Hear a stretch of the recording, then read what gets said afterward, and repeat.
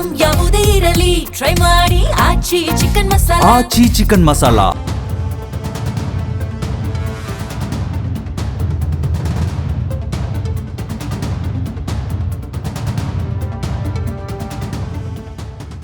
ಮೇ 3ನೇ ತಾರೀಕು ನಡೆದಂತಹ ನೀಟ್ ಪರೀಕ್ಷೆಗೆ ಸಂಬಂಧಪಟ್ಟಂತೆ ಒಂದು ಮಹತ್ವದ ತಿರುವು.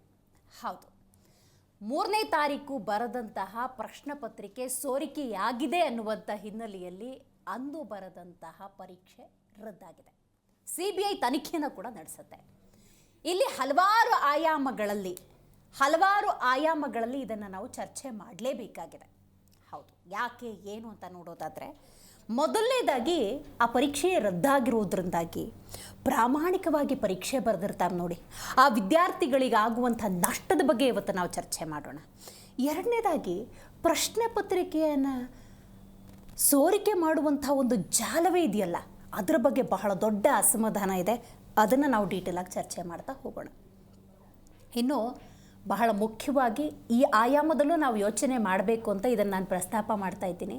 ಒಂದು ಪರೀಕ್ಷೆ ಇದೆ, ಪರೀಕ್ಷಾ ಕ್ರಮಗಳು ಅಂತಿರುತ್ತೆ, ನ್ಯಾಯವಾಗಿ ಪರೀಕ್ಷೆ ಬರೀಬೇಕು. ಆದರೆ ಎಲ್ಲೋ ಪ್ರಶ್ನೆ ಪತ್ರಿಕೆ ಸೋರಿಕೆ ಆಗುತ್ತೆ ಅಂದಾಗ ಅದನ್ನು ತರಿಸ್ಕೊಂಡು ಆ ಪ್ರಶ್ನೆ ಪತ್ರಿಕೆಯ ಮೂಲಕ ಪರೀಕ್ಷೆ ಬರೆಯುವಂತಹ ವಿದ್ಯಾರ್ಥಿ ಸಮೂಹ ಇದೆಯಲ್ಲ, ನೀವು ಆತ್ಮಾವಲೋಕನೆ ಮಾಡಿಕೊಳ್ಬೇಕು.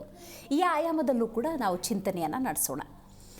NTA ಅಂದರೆ ರಾಷ್ಟ್ರೀಯ ಪರೀಕ್ಷಾ ಏಜೆನ್ಸಿ ಏನಿದೆ, ಈಗಾಗಲೇ ಪರೀಕ್ಷೆ ರದ್ದಾಗುತ್ತೆ. ವೆರಿ ಸೂನ್ 7ರಿಂದ 10 ದಿವಸಗಳಲ್ಲಿ ಖಂಡಿತವಾಗ್ಲೂ ನಾವು ಪರೀಕ್ಷೆಯನ್ನು ಆ ದಿನಾಂಕವನ್ನು ಅನೌನ್ಸ್ ಮಾಡ್ತೀವಿ ಅಂತ ಹೇಳಿದ್ದಾರೆ. ಪ್ರಾಧಿಕಾರಗಳಿಗೆ ಇದು ಬಹಳ ಸುಲಭ, ಆದರೆ ವಿದ್ಯಾರ್ಥಿಗಳ ಹಿತದೃಷ್ಟಿಯಿಂದ ಎಷ್ಟೆಲ್ಲ ಸಮಸ್ಯೆಗಳಾಗುತ್ತೆ. ಈ ಸಂದರ್ಭದಲ್ಲಿ ಧರ್ಮೇಂದ್ರ ಪ್ರಧಾನ್ ಅವರು ಯಾಕೆ ಮೌನವಾಗಿದ್ದಾರೆ? ಈ ಎಲ್ಲ ಆಯಾಮಗಳಲ್ಲಿ ನಾವು ಚರ್ಚೆ ಮಾಡ್ತಾ ಹೋಗೋಣ. ಇದಕ್ಕೆ ಸಂಬಂಧಪಟ್ಟಂತೆ ಹಲವು ನಾಯಕರು ಕೂಡ ಮಾತಾಡಿದ್ದಾರೆ. ಏನೇನು ಹೇಳಿದ್ದಾರೆ ಇದು ಕೂಡ ಬಹಳ ಮುಖ್ಯ. ಬನ್ನಿ ಒಂದ್ಸಲ ಕೇಳ್ಕೊಂಬರೋಣ.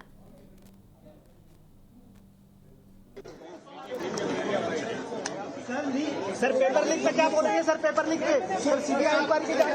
सर सीबीआई इंक्वायरी आराम से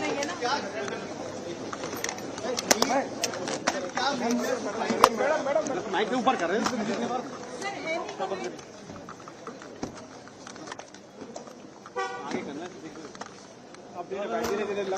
It all shows the insensitivity of the government towards the life of our students. And government of India, headed by Mr. Modi, is playing with the life of students and their future. After all, who should be held responsible for cancellation of exams? It is question paper leak and other malpractices. Who should be held responsible, answerable for all these things? Now again you are compelling lakhs of students to appear for the other exam. NEET की परीक्षा cancel करनी पड़ी, इतना बड़ा leak हुआ। प्रधानमंत्री जी को ये सोचना चाहिए कि वो देश के 22 लाख बच्चों के प्रति जवाबदेह हैं कि नहीं हैं। 22 लाख बच्चे, उनके परिवार एक परीक्षा की तैयारी करने के लिए किस तरह के जुनून से गुजरता है, किस तरह का ट्रॉमा हुआ होगा हर परिवार में जब उनको भी पता चला कि पेपर लीक हो गया और अब पेपर कैंसिल हो गया। प्रधानमंत्री जी इस बात का जवाब दें कि लगातार उनकी बनाई हुई NTA, ये जो नया कॉन्सेप्ट वो लेके आए थे, हर बार पेपर क्यों लीक हो रहा है। और प्रधानमंत्री जी ये भी बताएं कि जो पिछली बार पेपर लीक हुए थे उनके आरोपी अब जेल से बाहर क्यों हैं? क्या उनको वापस पेपर लीक करवाने के लिए जेल बेल दिलवाई गई है? आप हमारे ऊपर, हम तो कुछ नहीं करते, भ्रष्टाचार नहीं किया हमने, हमें 18-18, 20-20 महीने तक जेल में डलवा के रखते हैं क्योंकि हम विपक्ष की पार्टी हैं। आप नीट के पेपर चोरी करने वाले 22 लाख परिवारों को, 22 लाख बच्चों के भविष्य के साथ खेलने वालों के साथ इतने दयालु क्यों है प्रधानमंत्री जी? आपको क्यों उन पे ऊपर आपकी कृपा बरसती रहती है? आप उनके खिलाफ सख्त एक्शन क्यों नहीं लेते? कैसे वो जेल से बाहर आ गए 3 बार पेपर लीक कराने वाले? CBI की जांच के नाम पर अपने आप को बचाने की कोशिश की है, क्योंकि जांच के नाम पर आप मामले को टालना चाहते हैं कि 2 साल पहले भी जांच बिठाई गई थी, उसकी रिपोर्ट कहाँ है, कौन दंडित हुआ, किसको सज़ा हुई, कोई मालूम नहीं है। सेम परीक्षा उस टाइम रद्द नहीं करी गई थी, कोर्ट ने इंटरवीन किया था। अब जब पूरी परीक्षा रद्द कर दी गई है, इतने लाखों लोगों का भविष्य के साथ आपने खिलवाड़ किया है और आपने जांच ऑर्डर कर अपनी जिम्मेदारी से आप बचना चाहते हैं, ये पॉसिबल नहीं है। क्योंकि जो NTA है उसकी जिम्मेदारी ये थी कि एक फुल प्रूफ व्यवस्था बनाए कंडक्ट करने की। पेपर बनाने वाले, छापने वाले, कंडक्ट करने वाले कौन जिम्मेदार थे? अगर कोई बहुत इन्फ्लुएंशियल लोग नहीं थे अब तक पकड़े जाते। तो कोई ना कोई सिंडिकेट माफिया काम कर रहा है पूरे देश में। और बीजेपी की सरकारें जब डबल इंजन की बात करती हैं सिर्फ कामयाबी के लिए, जो फेलियर्स हैं, जो लाखों करोड़ों लोगों के अरमानों में पानी फेरा है, उसके लिए कौन जिम्मेदार है? तो बीजेपी को सामने आके बोलना चाहिए कि ये हमारा डिपार्टमेंट है, हमारी सरकार में ये व्यक्ति है, ये अकाउंटेबल है, ये रिस्पॉन्सिबल है। लिखा NTO को लिखा, तब जाके उन्होंने DG पुलिस को मैंने सुना है कि इतला करी कि भाई ये शिकायत हमारे पास आ रही, राजस्थान से आ रही। तब केस SOG को दिया गया, उन्होंने 20-30 लोगों को अरेस्ट कर लिया। पर ये समझ के परे है क्या कारण था कि FIR तक दर्ज नहीं करे थे। मैंने कल ही मांग करी कि आप FIR दर्ज क्यों नहीं कर रहे हो? आपने बैठा रखा उनको, आप उनका अरेस्ट करें, कार्रवाई शुरू करें, जांच शुरू करें। पूरी राजस्थान की बदनामी हो रही थी। पर ये समझ नहीं आ रहा कि स्टेट गवर्नमेंट ने क्यों ऐसे इंस्ट्रक्शन दिए होंगे। SOG संस्था जो है उनके अधिकारियों में समझ पैदा हो गई कि हम कार्रवाई आगे बढ़ाएं नहीं बढ़ाएं। ये खबरें भी आ रही थी SOG से भी। ये बहुत ही अनफॉर्चुनेट बात थी। अब सवाल ये कि ಕೇಂದ್ರ ಸರ್ಕಾರ ಏನು ಮಾಡೋದು ನಡೀತೈತೆ ರೀ, ಎಷ್ಟು ಸೋರಿಕೆ ಆದರೆ ಏನು, ಲೆಕ್ಕಿಲ್ಲ ಬುಕ್ಕಿಲ್ಲ, ಕೇಂದ್ರ ಸರ್ಕಾರ ಕೇಳೋರು ಯಾರು? ಏನು ನೀಟ್ ಸುವರ್ಣಿಕೆ, ಈ ಪತ್ರಿಕೆ ಸುವರ್ಣಿಕೆಗಳು, ಇದಕ್ಕೆ ಏನು ಲೆಕ್ಕಿಲ್ಲ ಬುಕ್ಕಿಲ್ಲ. ಈಗ ಒಬ್ಬರು ಈ ದೇಶದಲ್ಲಿ ದೇವರು, ಆ ದೇವ್ರನ್ನ ನೀವು ಒಪ್ಕೋಬೇಕು, ಅವ್ರ ಹೆಸರು ಜೈ ಅಂತಿರ್ಬೇಕು, ಹೋಗ್ತಿರ್ಬೇಕು ಅಷ್ಟೇ. ಈ ಲಾಸ್ಟ್ಗೆ ಅಲ್ಲಿಗೆ ಬಂದು ನಿಂತ್ಕೊಂಡಿರೋದು. ಈಗ ನಮ್ಮ ದೇವ್ರು ಬಂದು ಹೇಳಿದ್ರಲ್ಲ, ಬಂಗಾರ ಖರೀದಿ ಮಾಡಬೇಡ್ರಿ, ಡೀಸೆಲ್ ಗಾಡಿಯಾಗ ಹೋಗ್ಬೇಡ್ರಿ, ಪೆಟ್ರೋಲ್ ಗಾಡಿಯಾಗ ತಿರುಗಾಡಬೇಡ್ರಿ. ಇವ್ರು ತಿರುಗಾಡ್ಬೋದು. ಇವ್ರು ನೆಕ್ಸ್ಟ್ ಇನ್ನೊಂದು ತಿಂಗಳಲ್ಲಿ 2 ತಿಂಗಳಲ್ಲಿ 4 ದೇಶಗಳಿಗೆ ಹೋಗ್ತಾ ಇದ್ದಾರೆ. 3-4 ಬಾರಿ ಪರೀಕ್ಷೆ. ನಮ್ಮ ರಾಜ್ಯದಲ್ಲಿ ಎಷ್ಟು ಬಾರಿ ಮುಂದಾಕಿದ್ದೀರಿ? ನಿಮ್ಮ ಕಾಲದಲ್ಲೇ ಎಷ್ಟು ಅನಾಹುತಗಳಾಗಿಲ್ಲ. ಇವತ್ತು ನಮ್ಮ ರಾಜ್ಯದಲ್ಲಿ ಒಂದು KPSC ಸಂಸ್ಥೆನ ಸರಿಪಡಿಸ್ಲಿಕ್ಕಾಗಿದೆ. ಯಾವ ರೀತಿಯಲ್ಲಿ ಆ ಸಂಸ್ಥೆ ಬಗ್ಗೆ ಇವತ್ತು ಜನಗಳು ಮಾತನಾಡ್ತಾರೆ. ಇವತ್ತು ಈ KPSC ಸಂಸ್ಥೆ ಹಾಳಾಗ್ತಕ್ಕಂಥದ್ದು ಪ್ರಾರಂಭ ಆಗಿದ್ದೆ ಬಹುಶಃ ನನ್ನ ಅಭಿಪ್ರಾಯದಲ್ಲಿ ಈಗಿನ ಸರ್ಕಾರ ಹಿಂದೆ 2013ರಲ್ಲಿ ಸರ್ಕಾರ ಏನು ರಚನೆ ಮಾಡಿದರು ಅಲ್ಲಿಂದ ಪ್ರಾರಂಭ ಆಯಿತು. ಅವತ್ತು ಮುಖ್ಯಮಂತ್ರಿಗಳು ಹೇಳಿದ್ರು ತೊಳಿತೀವಿ ಅಂತ ಹೇಳಿ. ಯಾವ ರೀತಿ ತೊಳೆದ್ರು? ಲಕ್ಷಾಂತರ ಜನ ಎಕ್ಸಾಮ್ ರೀಡು ಮಾಡಿಕೊಟ್ಟಂಥ ವ್ಯಕ್ತಿನ ತಗೊಂಡೋಗಿ KPSC ಚೇರ್ಮನ್ ಮಾಡಿ ಪಬ್ಲಿಕ್ನಲ್ಲಿ ಯಾವ ಒಂದು ಪೋಸ್ಟ್ಗಳಿಗೆ ಹಣ ನಿಗದಿ ಮಾಡ್ಕೊಂಡು ಬೀದಿನಲ್ಲಿ ಚರ್ಚೆ ನಡೀತು. ಆ ವಾತಾವರಣ ತಂದಂಥವ್ರು ನೀವು. ನಿಮಗೆ ಇವತ್ತು ಎಕ್ಸಾಮ್ಗಳಲ್ಲಿ ಇವತ್ತೇನು ರಾಜಸ್ಥಾನದಲ್ಲಿ ನನಗೂ ಅರ್ಥವಾಗ್ತದೆ, ರಾಜಸ್ಥಾನದಲ್ಲಿ ನೀಟ್ ಎಕ್ಸಾಮ್ ಬರೀತಕ್ಕಂಥ ಸಂದರ್ಭದಲ್ಲಿ ಸುಮಾರು 150ಕ್ಕೂ ಹೆಚ್ಚಿನ ಒಂದು ಪ್ರಶ್ನೆಗಳಿಗೆ ಏನೊಂದು ಹೊರಗಡೆ ಲೀಕ್ ಆಗಿದೆ. ಅದು ಇವತ್ತು ಚರ್ಚೆಗೇನು ಪ್ರಾರಂಭ ಆಗಿದೆ. ಹೌದು, ಒಂದೊಂದು ಬಾರಿ ಯಾರೋ ಮಾಡೋ ತಪ್ಪಿಗೆ ಸಂಪೂರ್ಣವಾದ ತಪ್ಪನ್ನು ಸರ್ಕಾರದ ಮೇಲೆ ವಹಿಸ್ಲಿಕ್ಕೆ ಆಗೋದಿಲ್ಲ. ನಮ್ಮ 22 ಲಕ್ಷಕ್ಕೂ ಹೆಚ್ಚು ವಿದ್ಯಾರ್ಥಿಗಳ ಭವಿಷ್ಯ ಇದರಲ್ಲಿ ಅಡಕಾಗಿದೆ. ಯಾಕಂತ ಹೇಳಿದ್ರೆ ನೀಟ್ ಅಂದಾಗ ಬಹಳ ಮುಖ್ಯವಾಗಿ ವೈದ್ಯಕೀಯ ಪರೀಕ್ಷೆಯಲ್ಲಿ ಪ್ರಮುಖ ಘಟ್ಟ ಇದು. ಇಂಥ ಸಂದರ್ಭದಲ್ಲಿ ಇಲ್ಲೇ ಅಕ್ರಮ ಆದರೆ ಮುಂದೇನು ಅನ್ನುವಂತಹ ಸಹಜ ಪ್ರಶ್ನೆ. ನೀಟ್ UG 2026 ಪರೀಕ್ಷೆಯಲ್ಲಿ ಅಕ್ರಮ. ಮೇ 3ರಂದು ನೀಟ್ UG ಪರೀಕ್ಷೆ ರದ್ದಾಗಿದೆ. NTA ಹೊರಡಿಸಿರುವಂತಹ ಆದೇಶ ಇದು. ವೈದ್ಯಕೀಯ ಪರೀಕ್ಷೆಯಲ್ಲೇ, ಪ್ರವೇಶ ಪರೀಕ್ಷೆಯಲ್ಲೇ ಈ ರೀತಿ ಅಕ್ರಮ ಆದರೆ ಮುಂದೇನು ಅನ್ನೋದು ಸದ್ಯದ ಪ್ರಶ್ನೆ. ಅಕ್ರಮ ಆರೋಪದ ಹಿನ್ನೆಲೆಯಲ್ಲಿ ಪರೀಕ್ಷೆ ರದ್ದಾಗಿದೆ. ಇದಕ್ಕೂ ಮೂಲದಲ್ಲಿ ಹೋಗಬೇಕು, ಅಕ್ರಮ ಆಗದಿರಂಗೆ ತಡಿಬೇಕು. ನೀವು ಕೋಟೆಲ್ಲ ಕೊಳ್ಳೆ ಹೊಡೆದ ಮೇಲೆ ಬೀಗ ಹಾಕಿದ್ರೆ ಏನೂ ಪ್ರಯೋಜನ ಇಲ್ಲ. ಈಗ ಕೊಡ್ತಿರೋ ಕಾರಣ ಏನು? NTA ಪಾರದರ್ಶಕತೆ, ವಿಶ್ವಾಸಾರ್ಹತೆ ಕಾಪಾಡೋದಕ್ಕೆ ಈ ಕಟ್ಟುನಿಟ್ಟಿನ ಕ್ರಮ ಅಂತ ಹೇಳ್ಕೊಂಡಿದ್ದಾರೆ. ಶೀಘ್ರದಲ್ಲೇ ನೀಟ್ UG ಪರೀಕ್ಷೆ ನಿಗದಿ ಮಾಡಲಾಗುತ್ತೆ. ಹಾರ್ಡ್ಲಿ 7ರಿಂದ 10 ದಿವಸಗಳು ಅನ್ನೋದು ಸದ್ಯಕ್ಕಿರುವಂತಹ ಮಾಹಿತಿ. ಹಾಗಾಗಿ ಯಾವಾಗ ಪರೀಕ್ಷೆ ನಡೆಯುತ್ತೆ ಮತ್ತು ಯಾವ ರೀತಿ ಪರೀಕ್ಷೆ ನಡೆಯುತ್ತೆ ಅನ್ನೋದು ಸದ್ಯದ ಪ್ರಶ್ನೆ ಆಗಿರುವಂಥದ್ದು. ಇದನ್ನು ಇನ್ಸೆನ್ಸಿಟಿವಿಟಿ ಅಂತ ಏನಾದರೂ ಕರಿಬೇಕಾ? ಕೇಂದ್ರ ಸರ್ಕಾರದ ಈ ಧೋರಣೆಯನ್ನು, ನೀತಿ ನಿಯಮಗಳ ಸರಿಯಾದ ರೀತಿಯಲ್ಲಿ ಪಾಲನೆ ಆಗಿಲ್ಲ ಅನ್ನೋದಾದರೆ ಹೀಗೇನಾದರೂ ಕರಿಬೇಕಾ ಅನ್ನುವಂಥ ಪ್ರಶ್ನೆ ಉದ್ಭವಿಸುತ್ತೆ. ಜೊತೆಗೆ ನರೇಂದ್ರ ಮೋದಿಯವರು ಕೇವಲ ಭಾಷಣಗಳಿಗಷ್ಟೇ ಸೀಮಿತವಾಗಿದ್ದಾರೆ. ದೇಶದ ಪ್ರಧಾನಿ ಅಂದಾಗ ಇಂಥ ಅಕ್ರಮಗಳು ಜರುಗಿದಾಗ ವ್ಯವಸ್ಥೆ ಅನ್ನೋದು ಸರಿ ಇಲ್ಲದ ಸಂದರ್ಭದಲ್ಲಿ ರಿಯಾಕ್ಟ್ ಮಾಡಬೇಕಾಗತ್ತೆ. ಧರ್ಮೇಂದ್ರ ಪ್ರಧಾನ್ ಅವರು ಮಾತಾಡಲಿಲ್ಲ, ದೇಶದ ಪ್ರಧಾನಿಯೂ ಮಾತಾಡಲಿಲ್ಲ ಅಂದರೆ ಇನ್ನು ಯಾರನ್ನ ಪ್ರಶ್ನೆ ಮಾಡಬೇಕು ಅನ್ನುವಂಥ ಪ್ರಶ್ನೆಗೆ ಹಾಗಾದರೆ ಉತ್ತರ ಕೊಡೋದು ಯಾರು ಅನ್ನೋದು ಸದ್ಯದ ಪ್ರಶ್ನೆ. ಜೊತೆಗೆ ಹಿಂದೆ ಹಲವಾರು ಪ್ರಕರಣಗಳಿಂತ ಜರುಗಿದೆ, ಇದೇನು ಹೊಸದೇನಲ್ಲ. ಆವಾಗ ಯಾವ ಕ್ರಮ ತಗೊಂಡಿದ್ದಾರೆ? ಹೀಗೆ ಹಲವು ಪ್ರಶ್ನೆಗಳಿದ್ದಾವೆ. ನಾನು ಇನ್ನೊಂದು ಆಯಾಮದಲ್ಲಿ ಇದನ್ನು ನೋಡ್ತೀನಿ. ಹಲವಾರು ಸಂದರ್ಭಗಳಲ್ಲಿ ಮೋಸ ಹೋಗೋರಿರೋವರೆಗೂ ಮೋಸ ಮಾಡೋರಿದ್ದೇ ಇರ್ತಾರೆ. ಅಕ್ರಮವಾಗಿ ಸೋರಿಕೆ ಆಗುತ್ತೆ ಅಂದಾಗ ತಗೊಳ್ಳೋರು ಇರ್ತಾರೆ. ತಗೊಳ್ಳೋ ವಿದ್ಯಾರ್ಥಿಗಳು ನೀವೆಂಥವರು ನೋಡಿ. ವೈದ್ಯಕೀಯ ಪ್ರವೇಶ ಪರೀಕ್ಷೆ ಇದು. ಸಮಾಜದ ಆರೋಗ್ಯ ಸ್ವಾಸ್ಥ್ಯವನ್ನು ಕಾಪಾಡುವಂತಹ ವ್ಯವಸ್ಥೆ ಇರಬೇಕಾದ್ರೆ ನೀವು ಮುಂದೊಂದು ದಿವಸ ವೈದ್ಯರಾಗಿ ಹೊರಹೊಮ್ಮಬೇಕು ಅನ್ನೋದಾದರೆ, ಅಕ್ರಮವಾಗಿ ಯಾರೋ ಸೋರಿಕೆ ಚೀಟಿ ಕೊಡ್ತಾರೆ ನೀವು ಲಕ್ಷಕ್ಕದನ್ನು ತಗಂತೀರಿ ಅನ್ನೋದಾದರೆ ನಿಮ್ಮ ಬದ್ಧತೆ ಏನು, ನಿಮ್ಮ ಶ್ರದ್ಧೆ ಏನು, ನಿಮ್ಮ ವಿದ್ಯಾಭ್ಯಾಸ ಏನು? ಈ ಬಗ್ಗೆ ಕೂಡ ಸ್ವಲ್ಪ ಆತ್ಮಾವಲೋಕನ ಮಾಡ್ಕೊಳ್ಬೇಕಲ್ಲ. ಅದರ ಬಗ್ಗೆ ಕೂಡ ಇವತ್ತು ಈ ಸಂವಾದದಲ್ಲಿ ಚಿಂತನೆಯನ್ನು ನಡೆಸೋಣ. ಇದರ ಬಗ್ಗೆ ಮಾತಾಡಲಿಕ್ಕೆ ಮೊದಲನೇದಾಗಿ ನಮ್ಮ ಕಾರ್ಯಕ್ರಮದಲ್ಲಿ ಕಾಂಗ್ರೆಸ್ ವಕ್ತಾರರಾಗಿರುವಂಥ ಚಾಂದ್ ಪಾಷಾ ಅವರಿದ್ದಾರೆ. ನಮಸ್ಕಾರ. ಏನು ನಮ್ಮ ಕಾರ್ಯಕ್ರಮದಲ್ಲಿ AP ವಕ್ತಾರರಾಗಿರುವಂತಹ ಶಶಿಧರ್ ಆರಾಧ್ಯ ಅವರಿದ್ದಾರೆ. ನಮಸ್ಕಾರ. ಚಾಂದ್ ಪಾಷಾ ಅವರೇ, ನೀವು ಹೇಳಬೇಕು, ಇಂಥ ಅಕ್ರಮದ ಜಾಲ ಅನ್ನೋದು, ಅಕ್ರಮ ಅನ್ನೋದು ಇದೇನು ಹೊಸದೇನಲ್ಲ, ಆಗ್ತಾನೇ ಇದೆ. ಪರೀಕ್ಷೆಗಳು ಅಂದಾಗ ಇಂಥದ್ದು ಆಗ್ತಾನೇ ಇರುತ್ತೆ. ಬಟ್ ಇಲ್ಲಿ ಕೇಂದ್ರದಲ್ಲಿ ಸರ್ಕಾರ ಇದ್ದ ಸಂದರ್ಭದಲ್ಲಿ ಇದಕ್ಕೆ ಯಾರು ರಿಯಾಕ್ಟ್ ಮಾಡಬೇಕು, ಯಾರನ್ನು ನಾವು ಪ್ರಶ್ನೆ ಕೇಳಬೇಕು ಅನ್ನುವಂಥ ಗೊಂದಲ ಉಂಟಾಗ್ಬಿಟ್ಟಿದೆ. ಯಾಕೆಂದರೆ ಯಾರೂ ರಿಯಾಕ್ಟ್ ಮಾಡ್ತಿಲ್ಲ. ಇದನ್ನು ಇನ್ಸೆನ್ಸಿಟಿವಿಟಿ ಅಂತ ಏನಾದರೂ ಕರಿಬೇಕಾ? ಮೇಡಮ್, ಇದ್ರ ಬಗ್ಗೆ ಮಾತಾಡೋದಕ್ಕೆ ಭಾಳ ನೋವಾಗುತ್ತೆ. ಯಾಕೆಂದರೆ ಇದು ನೀಟ್ ಪ್ರಶ್ನೆ ಪತ್ರಿಕೆ ಸೋರಿಕೆ ಆಗಿರೋದು ಅಲ್ಲ.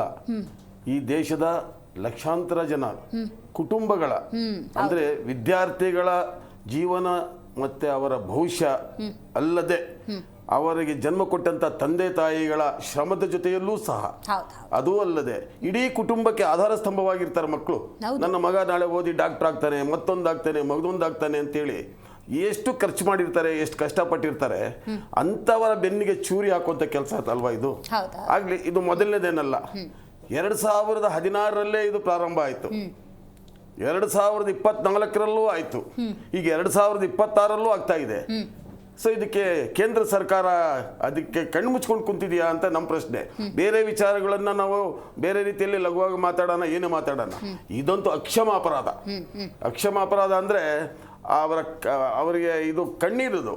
ತಾವು ಬೆಳಗಿನ ನೋಡಿರ್ಬೋದು, ಅಥವಾ ನಿಮ್ಮ ವಾಹಿನಿಯಲ್ಲಿ ಏನಾದರೂ CET ಇದು ಎಕ್ಸಾಮ್ ಬರ್ದಿದ್ದು ನೀಟ್ ಎಕ್ಸಾಮ್ ಬರ್ದಿರುವಂಥ ಮಕ್ಕಳು ಎಷ್ಟು ನಿರಾಳವಾಗಿದ್ರು ಅಂದ್ರೆ, ಸದ್ಯ ಎಕ್ಸಾಮ್ ಮುಗೀತಲ್ಲ ಅಂತೇಳಿ ಫಲಿತಾಂಶಕ್ಕೆ ಜಾತಕ ಪಕ್ಷಿಗಳಂತೆ ಕಾಯ್ತಾ ಇದ್ರು. ಒಂದೇ ಏಟಿಗೆ ನೀವು ಅವರ ಬೆನ್ನಿಗೆ ಚೂರಿ ಹಾಕಿ ಅವರ ಕನಸುಗಳನ್ನ ನುಚ್ಚು ನೂರು ಮಾಡಿಬಿಟ್ರಲ್ಲ. ಇವತ್ತು ಆ ಕುಟುಂಬ ಕಣ್ಣಲ್ಲಿ ನೀರಾಗ್ತಾ ಇದೆ. ಎಷ್ಟು ಲಕ್ಷಾಂತರ ಜನ ಬೆಳಗಿನ ನೋಡ್ತಾ ಇದ್ದೀನಿ, ಹೆಣ್ಮಕ್ಳು ಎಷ್ಟು ಫೆಡ್ ಆಫ್ ಆಗಿದ್ದಾರೆ ಅಂದ್ರೆ, ಅವರಿಗೆ ಮತ್ತೆ ಇಡೀ ಅವರ ವರ್ಷದ ಶ್ರಮ ಮತ್ತೆ ಅವರು ಪರೀಕ್ಷೆಗೆ ರೆಡಿ ಆಗಬೇಕು ಅಂದ್ರೆ, ಒಂದು ಕಡೆ ಇವ್ರು ಹೇಳ್ತಾರೆ, ಯಾರು ಈ ನಮ್ಮ ರಾಷ್ಟ್ರೀಯ ಪರೀಕ್ಷಾ ಸಂಸ್ಥೆ ಅವರು ಹೇಳ್ತಾರೆ, ನ್ಯಾಯಯುತ, ಸುರಕ್ಷಿತ, ವಿಶ್ವಾಸಾರ್ಹವಾದಂತ ಇದನ್ನ ನಾವು ಮಾಡ್ತೀವಿ ಅಂತ ಹೇಳ್ತೀರಾ. ನಿಮ್ಮ ಈ 3 ವಾಕ್ಯಗಳನ್ನು ನಂಬ್ಕೊಂಡು ಮಕ್ಕಳು ಎಕ್ಸಾಮ್ ಕಟ್ಟಿದ್ರು. ದಿಢೀರಂತ ಹೇಳಿ ಪ್ರಶ್ನೆ ಪತ್ರಿಕೆ ಲೀಕ್ ಮಾಡಿ ರದ್ದು, ನಿಮ್ಮ ಇದೇ ಏನ್ ಬರ್ದಿದ್ದೀರಿ ಪರೀಕ್ಷೆ ರದ್ದು ಅಂತಿರಲ್ಲ, ಅದು ಯಾವ ರೀತಿ ಅವರ ಮನಸ್ಸಿನ ಪರಿಣಾಮ ಬೀರ್ಬೋದು. ಎಷ್ಟೋ ಜನ ಅಲ್ಲ, ರದ್ದಂತಲ್ಲ, ನೀವು ಯಾಕೆ ಕ್ರಮ ತಗೊಂಡಿಲ್ಲ? ಬಿಫೋರ್ 16ರಲ್ಲಿ ಆಯ್ತಲ್ಲ, 16ರಲ್ಲಿ ಕೆಲವು ಸ್ಟೇಟ್ಗಳಲ್ಲೂ ಸಿಕ್ಕಾಕೊಂಡ್ರಲ್ಲ, ಅವಾಗಲೂ ಕೂಡ ನೀವು ತನಿಖಾ ಸಂಸ್ಥೆಗೆಲ್ಲ ಕೊಟ್ರಲ್ಲ, ಅಪರಾಧಿಗಳಂತ ಆಯ್ತಲ್ಲ. CBI ತನಿಖೆ ಆಯ್ತು, ಸುಪ್ರೀಂ ಕೋರ್ಟ್ಗೆ ಹೋಯ್ತು, ಸುಪ್ರೀಂ ಕೋರ್ಟ್ ಚೀಮಾರಿ ಆಗ್ತು. ನೀವು ಎಚ್ಚೆತ್ಕೊಳ್ಳಿಲ್ಲ. 2024ರಲ್ಲಿ ಮತ್ತೆ ಮರುಕಳಿಸ್ತು, ನೀವು ಅವಾಗ್ಲೂ ಎಚ್ಚೆತ್ಕೊಳ್ಳಿಲ್ಲ. ಸೊ ಈಗಲೂ ಆಗಿದೆ. ಇದಕ್ಕೆ ಯಾರು ಉತ್ತರ ಕೊಡಬೇಕು ಅವ್ರು ಕೊಡಬೇಕು. ರೈಟ್, ಮಾತಾಡ್ತೀನಿ ನಾನು. ಇದೀಗ ನಮ್ಮ ಕಾರ್ಯಕ್ರಮದಲ್ಲಿ JDS ವಕ್ತಾರರಾಗಿರುವಂತಹ ನಾಗೇಂದ್ರ ಅವರು ಕೂಡ ಜಾಯ್ನ್ ಆಗಿದ್ದಾರೆ. ನಮಸ್ಕಾರ ನಾಗೇಂದ್ರ ಅವರೇ. ನೀಟ್ ಪರೀಕ್ಷೆಯಲ್ಲಿ ಆಗಿರುವಂತಹ ಅಕ್ರಮ ನಿಮಗೆ ಗೊತ್ತಾಗಿದೆ. ಇದಕ್ಕೀಗ ಪರೀಕ್ಷೆ ರದ್ದು ಅನ್ನುವಂತಹ ಆದೇಶ ಕೂಡ ಹೊರಗೆ ಬಂದಿದೆ. ಅದಕ್ಕೆ ಕೊಡ್ತಿರುವಂತಹ ಕಾರಣ ಮುಂದಿನ ಪರೀಕ್ಷೆಯಲ್ಲಿ ಯಾವುದೇ ರೀತಿಯ ಅಕ್ರಮಗಳಾಗದಂತೆ ಪಾರದರ್ಶಕತೆಯನ್ನು ಮೇಂಟೈನ್ ಮಾಡೋದು ಅಂತ ಹೇಳಿ. 22 ಲಕ್ಷಕ್ಕೂ ಹೆಚ್ಚು ವಿದ್ಯಾರ್ಥಿಗಳ ಜೊತೆ ಕೇಂದ್ರ ಸರ್ಕಾರ ಆಟ ಆಡ್ತಿದೆಯಾ ನಾಗೇಂದ್ರ ಅವರೇ? ಇದು ನೋಡಿ, ಇದು ಕೇಂದ್ರ ಸರ್ಕಾರದಲ್ಲಿ ರಾಜ್ಯ ಸರ್ಕಾರದಲ್ಲಿ ಇದು ಅಕ್ಷಮ ಅಪರಾಧ ಇದು. ಯಾಕಂದರೆ ವಿದ್ಯಾರ್ಥಿಗಳ ಭವಿಷ್ಯ ಅನ್ನೋದು ಒಂದೊಂದು ಚೆನ್ನಾಗಿ ಇಂಪಾರ್ಟೆಂಟ್ ಇರುತ್ತೆ, ಒಂದೊಂದು ಮಾರ್ಕ್ಸಲ್ಲಿ ಇರುತ್ತೆ ಅವ್ರ ಭವಿಷ್ಯನ. ಇವತ್ತು ತಂದೆ ತಾಯಿ ಕನಸಲ್ಲಿಟ್ಟಿರ್ತಾರೆ, ಕನಸಿಟ್ಟು ನನ್ನ ಮಗು ಒಂದು ಗುಡ್ಸ್ಲಲ್ಲಿ ಹುಟ್ಟಿರೋ ಮಗು ಕೂಡ ಒಂದು IAS ಆಗಬೇಕು, IPS ಆಗಬೇಕು, ಡಾಕ್ಟರ್ ಆಗಬೇಕು, ಮೆಡಿಕಲ್ ಆಗಬೇಕು, ಜಡ್ಜಸ್ ಆಗಬೇಕು ಅಂತ ಆಸೆ ಇವತ್ತು ತಂದೆ ತಾಯಿ ಕನಸು ಹೊತ್ತಿರ್ತಾರೆ. ಆ ಕನಸು ಹೊತ್ತಂಥ ಭವಿಷ್ಯದ ಮಕ್ಕಳಿಗೆ ರಾಜ್ಯ ಸರ್ಕಾರ ಇರ್ಬೋದು ಇಲ್ಲ ಕೇಂದ್ರ ಸರ್ಕಾರ ಇರ್ಬೋದು. ಇವಾಗ ಕೇಂದ್ರ ಸರ್ಕಾರ ಕಡೆಯಿಂದ ನೀವು ಏನು ಇವಾಗ NIT ಇಂದ ನಡೀತಾ ಇದೆ ಎಕ್ಸಾಮ್ಗಳು, ಕೇಂದ್ರ ಸರ್ಕಾರದಲ್ಲಿ ಕೂಡ ರಾಜ್ಯದ ಸರ್ಕಾರಗಳು ಮುತುವರ್ಜಿ ವಹಿಸಬೇಕಾಗುತ್ತೆ. ರಾಜ್ಯ ಸರ್ಕಾರದಲ್ಲಿ ನಡಿಬೇಕಾದ ಎಕ್ಸಾಮ್ಗಳು ಅಲ್ಲಿ ಕೂಡ ಮುತುವರ್ಜಿ ವಹಿಸಬೇಕಾಗುತ್ತೆ. ಇವತ್ತೇನು ನ್ಯಾಷನಲ್ ಎಲಿಜಿಬಿಲಿಟಿ ಟೆಸ್ಟ್ ಮಾಡಿದಾರಲ್ಲ, ಅದರಲ್ಲಾಗಿರೋಂಥ ಆಗಿರೋ ಒಂದು ಇವತ್ತು ಪ್ರಶ್ನೆ ಪತ್ರಿಕೆಗಳು ಲೀಕ್ ಆಗಿರೋದು ಅಕ್ಷಮ ಅಪರಾಧ. ಇದು ನಿಜವಾಗ ಭವಿಷ್ಯದ ಮಕ್ಕಳಿಗೆ ಕೊಳ್ಳಿ ಇಟ್ಟಂಥ ಒಂದು ಸರ್ಕಾರ ಇರ್ಬೋದು, ಅದು ಕೇಂದ್ರ ಸರ್ಕಾರ ಇರ್ಬೋದು, ರಾಜ್ಯ ಸರ್ಕಾರ ಇರ್ಬೋದು.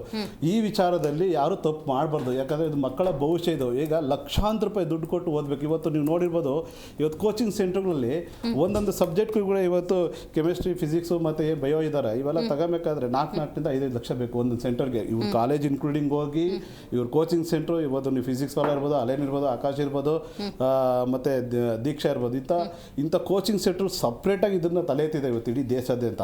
ಇವತ್ತು ಆ ಕೋಚಿಂಗ್ ಸೆಂಟ್ರುಗಳು ಈ ಸಬ್ಜೆಕ್ಟ್ಗಳು ತಗೋಬೇಕಾದ್ರೆ 4ರಿಂದ 5 ಲಕ್ಷ ಒಂದೊಂದು ಸಬ್ಜೆಕ್ಟ್ಗಳು ತಗೊಂಡು ಇವತ್ತು ಆ ಕೋಚಿಂಗ್ ಸೆಂಟ್ರುಗಳು ಬೆಳೆಸ್ತದೆ.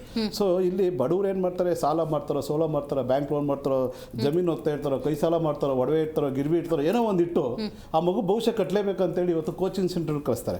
ಆ ಕೋಚಿಂಗ್ ಸೆಂಟರ್ಗಳಲ್ಲಿ ರಾತ್ರಿ ಆಗಲೂ ಮಗು ಓದುತ್ತೆ, ನಾನು ಏನಾದರೂ ಮಾಡಿ ಟಾಪರ್ ಮಾಡಬೇಕು, ಮೆಡಿಕಲ್ ತಗೋಬೇಕು, ಮೆಡಿಕಲ್ ಸೀಟ್ ಫ್ರೀಯಾಗೆ ತಗೋಬೇಕು ಅಂತ ಚಾಲೆಂಜಸ್ ಮೇಲೆ ಮಗು ಒಂದು ಭರವಸೆಯಲ್ಲಿ ಒಂದು ಕನಸಿಕೊಂಡು ಹೋಗೋಂಥ ಮಗುವಿಗೆ ಇವತ್ತು ಆಗಿರೋವಂಥ ವಿಚಾರ ಇದೆಯಲ್ಲ, ಇದು ತುಂಬ ಅಪರಾಧ. ಇವತ್ತು ಎಷ್ಟು ಲಕ್ಷ ಖರ್ಚಾಗಿದೆ, ಆ ಮಕ್ಕಳು ಎಷ್ಟು ಓದಿರ್ತಾರೆ, ಮತ್ತೆ ಎಕ್ಸಾಮ್ ಮಾಡ್ಬೇಕಂದ್ರೆ ತಂದೆ ತಾಯಿ ಎಷ್ಟು ಮತ್ತೆ ಅದಕ್ಕೆ ಇನ್ವೆಸ್ಟ್ಮೆಂಟ್ ಮಾಡೋಕೆ ಮಕ್ಕಳ ಮೇಲೆ ತಿರುಗಿ ಎಲ್ಲಿಂದ ತರ್ತಾರೆ ಅಷ್ಟು ದುಡ್ಡನ್ನ.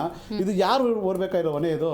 ಇವತ್ತು ಮಿಸ್ಟೇಕ್ ಇರೋದು ಗೌರ್ಮೆಂಟ್ ಅಂದಮೇಲೆ ಗೌರ್ಮೆಂಟೇ ಓಡ್ಬೇಕಲ್ಲ ಇದು ಬರೇ. ಅದು ಸೆಂಟ್ರಲ್ ಗೌರ್ಮೆಂಟ್ ಇರೋ ಸ್ಟೇಟ್ ಗೌರ್ಮೆಂಟ್ ಇರ್ಬೋದು, ಅದನ್ನ ಮಾತಾಡ್ಬೇಕು ಮೇಡಮ್. ಯಾಕಂದ್ರೆ ಇವತ್ತು ಅಲ್ಲ ಮಾಡಬೇಕು, ಯಾಕಂದ್ರೆ ಮಕ್ಕಳ ಭವಿಷ್ಯ ಇವತ್ತು ಏನಾದ್ರು ಇದ್ರೆ ಮಕ್ಕಳ ಭವಿಷ್ಯದಿಂದನೇ ಇವತ್ತು ಮುಂದಿನ ಪೀಳಿಗೆ ಭವಿಷ್ಯನೇ ಇಂಪಾರ್ಟೆಂಟ್ ಇವತ್ತಿನ ಇದರಲ್ಲಿ. ಅಂತ ಒಂದು ಸಂದರ್ಭದಲ್ಲಿ ಈ ತರ ಆಗಿರೋದನ್ನ ಕೂಡಲೇ ಸರ್ಕಾರ ಎಚ್ಚರಿಸ್ಕೊಂಡು ಇದಕ್ಕೆ ಸೂಕ್ತವಾದ ಒಂದು ಕ್ರಮ ತಗೊಂಡು ಇವತ್ತು ಏನು ಎಂಟ್ರೆನ್ಸ್ ಎಕ್ಸಾಮ್ ನೀವು ಇವತ್ತು ಮಾಡಿ ಇವತ್ತು ಫೈಲೂರ್ ಆಗಿದೆಯಲ್ಲ, ಅದಕ್ಕೆ ನೀವೇ ಕ್ಷಮೆ ಕೇಳಿ ಅದಕ್ಕೆ ಏನಾದ್ರು ಒಂದು ಪರಿಹಾರ ನೀವು ಕೊಡಬೇಕಾಗುತ್ತೆ. ಈಗ ಅಡಿಷನಲ್ ಆಗಿ ಸರ್ಕಾರನೇ ವಹಿಸಬೇಕಾಗುತ್ತೆ. ಇದು ಸರ್ಕಾರದ ಏನು ನ್ಯಾಷನಲ್ ಎಂಟ್ರೆನ್ಸ್ ಟೆಸ್ಟ್ ಏಜೆನ್ಸಿ ಏನು ಮಾಡಿದೆ, ಈಗ ನೇರ ಹೊಣೆ ಅದೇ. ಇವಾಗ 2026ರಲ್ಲಿ ಬಿಹಾರಲ್ಲಿ, ಗುಜರಾತ್, ಜಾರ್ಖಂಡಲ್ಲಿ ಇದೇ ಆಯಿತು. ಮತ್ತೆ ಅಲ್ಲಿ ಸೇಮ್ ನಂಬರ್ AIR ಒಂದು ಮಾರ್ಕ್ಸ್ ಬಂತು, 67 ಜನಕ್ಕೆ ಬಂತು, ಒಂದೇ ಥರ ಮಾರ್ಕ್ಸ್. AIR ಅಲ್ಲಿ 67 ಜನಕ್ಕೆ ಒಂದೇ ಮಾರ್ಕ್ಸ್ ಬಂತು. ಅವಾಗ ರಿವ್ಯಾಲ್ಯೂಯೇಷನ್ ಮಾಡಿದ್ರು. ಆ ರಿವ್ಯಾಲ್ಯೂಯೇಷನ್ ಮಾಡಿದಾಗ 61 ಜನ ಪಾಸ್ ಆದ್ರು ಮಕ್ಕಳು, ಸೇಮ್ ಇದರಲ್ಲೇ ಪಾಸ್ ಆದ್ರು. ಸೊ ಆಲ್ ಇಂಡಿಯಾ ರ್ಯಾಂಕಲ್ಲಿ ಒಂದೇ 67 ಜನಕ್ಕೆ ಒಂದೇ ರ್ಯಾಂಕ್ ಬರುತ್ತಂದ್ರೆ ಅಲ್ಲ ಸ್ಕ್ಯಾಮ್ ಆಗಿದೆ. ಸೊ ಸಿಕ್ಕಾಕೊಂಡಿದ್ದಾರೆ. 2020ರಲ್ಲಿ ಇದೇ ಆಯಿತು, ಎಗೇನ್ 2024ರಲ್ಲಿ ಇದೇ ಆಯಿತು, ಎಗೇನ್ 2024 ಆಗುತ್ತಂದ್ರೆ ಎಲ್ಲ ಒಂದು ಕಡೆ ಸರ್ಕಾರದ ಲೂಫಾಲ್ಸ್ ಅಂತ ಕಾಣಿಸ್ತಾ ಇದೆ. ಸರ್ಕಾರನೇ ಹೊಣೆ ಇದಕ್ಕೆ. Right, got it. ಶಶಿಧರ್ ಅವರು ನೀವು ಹೇಳಬೇಕು, NTA ಸ್ಟಾರ್ಟ್ ಆಯ್ತಲ್ಲ ಅದ್ರ ಬಗ್ಗೆ ಹೇಳಿ. NTA ನ್ಯಾಷನಲ್ ಟೆಸ್ಟಿಂಗ್ ಏಜೆನ್ಸಿಯನ್ನು ಸ್ಟಾರ್ಟ್ ಮಾಡಿದ ಉದ್ದೇಶವೇ 2017 ನವೆಂಬರ್ 10ಕ್ಕೆ ಒಂದು ಟ್ರಾನ್ಸ್ಪರೆನ್ಸಿಯನ್ನು ಮೇಂಟೈನ್ ಮಾಡೋದಕ್ಕೆ, ಅಡ್ಮಿಷನ್ ಜಾಸ್ತಿ ಆಗಲಿ ಅಂಥೇಳಿ, ಒಂದು ಪಾರದರ್ಶಕತೆ ಇರಲಿ ಅನ್ನುವಂಥ ಉದ್ದೇಶದಿಂದ. ಅದು ಪರಿಪಾಲನೆ ಮಾಡಿಲ್ಲ ಅನ್ನೋದಾದರೆ, ಅದು ಇವತ್ತಿನವರೆಗೂ ಕೂಡ ಎಕ್ಸಾಮಲ್ಲಿ ಅದು ಯಾವುದು ವರ್ಕ್ ಆಗ್ತಿಲ್ಲ ಅನ್ನೋದಾದರೆ, ಆ ಏಜೆನ್ಸಿ ಇದ್ರಷ್ಟು ಬಿಟ್ಟರಷ್ಟು ಅನ್ನೋ ಭಾವನೆ ಬರಲ್ವಾ? 2017ರಲ್ಲಿ ಇವ್ರು ಏನು ಮಾಡಿದ್ರು, ಆಗ ಇವರು ಹೇಳಿದ್ದು, BJP ಸರ್ಕಾರ ಅವತ್ತು ಹೇಳಿದ್ದು, ರಾಜ್ಯ ಸರ್ಕಾರಗಳು ಸರಿಯಾದ ಕ್ರಮಗಳನ್ನು ತೆಗೆದುಕೊಳ್ತಾ ಇಲ್ಲ, ಕೆಲ ರಾಜ್ಯ ಸರ್ಕಾರಗಳು ಪೇಪರ್ ಲೀಕಿಂಗಲ್ಲಿ ಇನ್ವಾಲ್ವ್ ಇದ್ದಾರೆ, ಆ ಇನ್ವಾಲ್ವ್ಮೆಂಟ್ಗಳನ್ನು ನಾವು ತಪ್ಪಿಸಿ ಏಕರೂಪಕ್ಕೆ, ಏಕಕಾಲಕ್ಕೆ, ಒಂದು ಸ್ಪರ್ಧಾತ್ಮಕ ಪರೀಕ್ಷೆಗಳನ್ನು ನಾವು ಮಾಡ್ತೀವಿ. ಆಗ ಮಕ್ಕಳಲ್ಲಿ ಉತ್ತೇಜನ ಸಿಗುತ್ತೆ, ಎಲ್ಲರಿಗೂ ಪಾರದರ್ಶಕವಾಗಿ ಅವರು ಎಕ್ಸಾಮ್ ಬರೀತಾರೆ, ಎಕ್ಸಾಮ್ ನಂತರ ಒಳ್ಳೆಯ ರಿಸಲ್ಟ್ ಬರುತ್ತೆ ಅಂತ. ಅಂದರೆ ಈಗ ಕೆಲವು ರಾಜ್ಯಗಳನ್ನು ಅವರು ದೃಷ್ಟಿಕೋನದಲ್ಲಿ ಇಟ್ಕೊಂಡು ಹೇಳಿದರು, ಕೆಲವು ರಾಜ್ಯಗಳಲ್ಲಿ ಅಕ್ರಮ ಆಗ್ತಾ ಇದ್ದಾವೆ, ಆ ಅಕ್ರಮಗಳನ್ನ ತಡೆಯೋದಕ್ಕೆ ನಾವು ಈ ರೀತಿಯಾದ ಕ್ರಮಗಳನ್ನ 2017ರಲ್ಲಿ ನಾವು ತಗೋತೀವಿ ಅಂತ. ಆದರೆ ಇವರು ಮಾಡಿರ್ತಕ್ಕಂತಹ ಒಂದು ಪರೀಕ್ಷಾ ವಿಧಾನಗಳಲ್ಲೇ ಹಲವಾರು ಬಾರಿ ಈ ರೀತಿಯಾದಂತಹ ಕ್ವಶನ್ ಪೇಪರ್ ಲೀಕೇಜಸ್ ಆಗ್ತಾ ಇದ್ರೆ, ಒಂದು ಪ್ರತಿಷ್ಠಿತವಾದಂತಹ MBBS, BDS, BA, BHMS, veterinary ಮತ್ತು ನರ್ಸಿಂಗ್ ಹೋಗಬೇಕಾಗಿರ್ತಕ್ಕಂಥ ವಿದ್ಯಾರ್ಥಿಗಳಿಗೆ ಟೆಸ್ಟ್ನಲ್ಲಿ ಕೆಲ ವಿದ್ಯಾರ್ಥಿಗಳು ಪಾಸ್ ಆಗಿ ಕೆಲ ವಿದ್ಯಾರ್ಥಿಗಳು ಫೇಲ್ ಆಗುವಂಥದ್ದು, ಆ ನಂಬರ್ ಗ್ರೇಡ್ ಏನು ಕೊಡ್ತಾರೆ ಆ ಗ್ರೇಡ್ ಕಡಿಮೆ ಆಗುವಂಥದ್ದು, ಕೆಲವು ವಿದ್ಯಾರ್ಥಿಗಳಿಗೆ, ಓದುವಂತಹ ವಿದ್ಯಾರ್ಥಿಗಳಿಗೆ ಇವರು ಮಾಡದಿರ್ತಕ್ಕಂತಹ ಒಂದು ದ್ರೋಹನೆ ಅಂತ ನಾವು ಹೇಳ್ಬೋದು. ನಮ್ಮ NDA ಮಿತ್ರರು ಪರೀಕ್ಷೆ ಬರೆದಂತಹ ವಿದ್ಯಾರ್ಥಿಗಳಿಗೆ ಬಹಳ ದೊಡ್ಡ ನಷ್ಟ ಅಲ್ವಾ ಅದು? ದೊಡ್ಡ ನಷ್ಟನೂ ಸಹ. ಈಗ ನೋಡಿ, ಕುಟುಂಬಗಳು. ಬೆಂಗಳೂರು ಅಂತ ಮಹಾನಗರದಲ್ಲಿ ಇರ್ತಕ್ಕಂಥ ವಿದ್ಯಾರ್ಥಿಗಳು ಇನ್ನೊಂದಷ್ಟು ಓದಬಹುದು. ಈಗಿನ ಒಂದು ಇದರಲ್ಲಿ ಸಡನ್ ಆಗಿ ಇವ್ರು ಕ್ಲೋಸ್ ಮಾಡಿದ್ರು.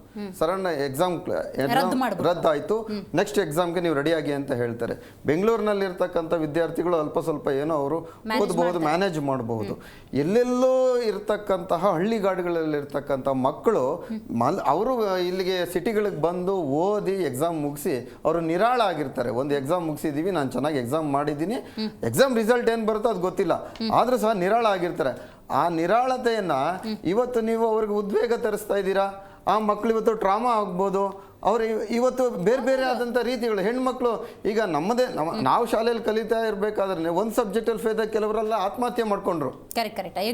ನಮ್ಮ ಜೊತೆಲಿ ಇರ್ತಕ್ಕಂಥ ವಿದ್ಯಾರ್ಥಿಗಳೇ ಆಯಿತು. ಆ ರೀತಿಯಲ್ಲಿ ಇವ್ರು ಮಾಡಬೇಕಾಗಿರ್ತಂಥ ಕ್ರಮಗಳೇನು ತಗೊಳ್ಬೇಕಾಗಿತ್ತು, ಅನುಸರಿಸಬೇಕಾದಂಥ ವಿಧಾನಗಳಲ್ಲಿ ಎಲ್ಲೋ ತಪ್ಪಿದೆ. ಇದರಲ್ಲಿ ಇದು ಎಕ್ಸಾಮಿನೇಷನ್ ಸೆಂಟರ್ದೇ ತಪ್ಪಾಗಿರತಕ್ಕಂಥದ್ದಾಗಿರೋದ್ರಿಂದ ಅಲ್ಲೊಂದಷ್ಟು ಕುತೂಹಲ ಇದೆ. ಯಾಕಂದ್ರೆ NTA ಆರಂಭ ಆಗಿದ್ದೆ ಅಕ್ರಮಗಳನ್ನು ತಡೆಯೋದಕ್ಕೆ.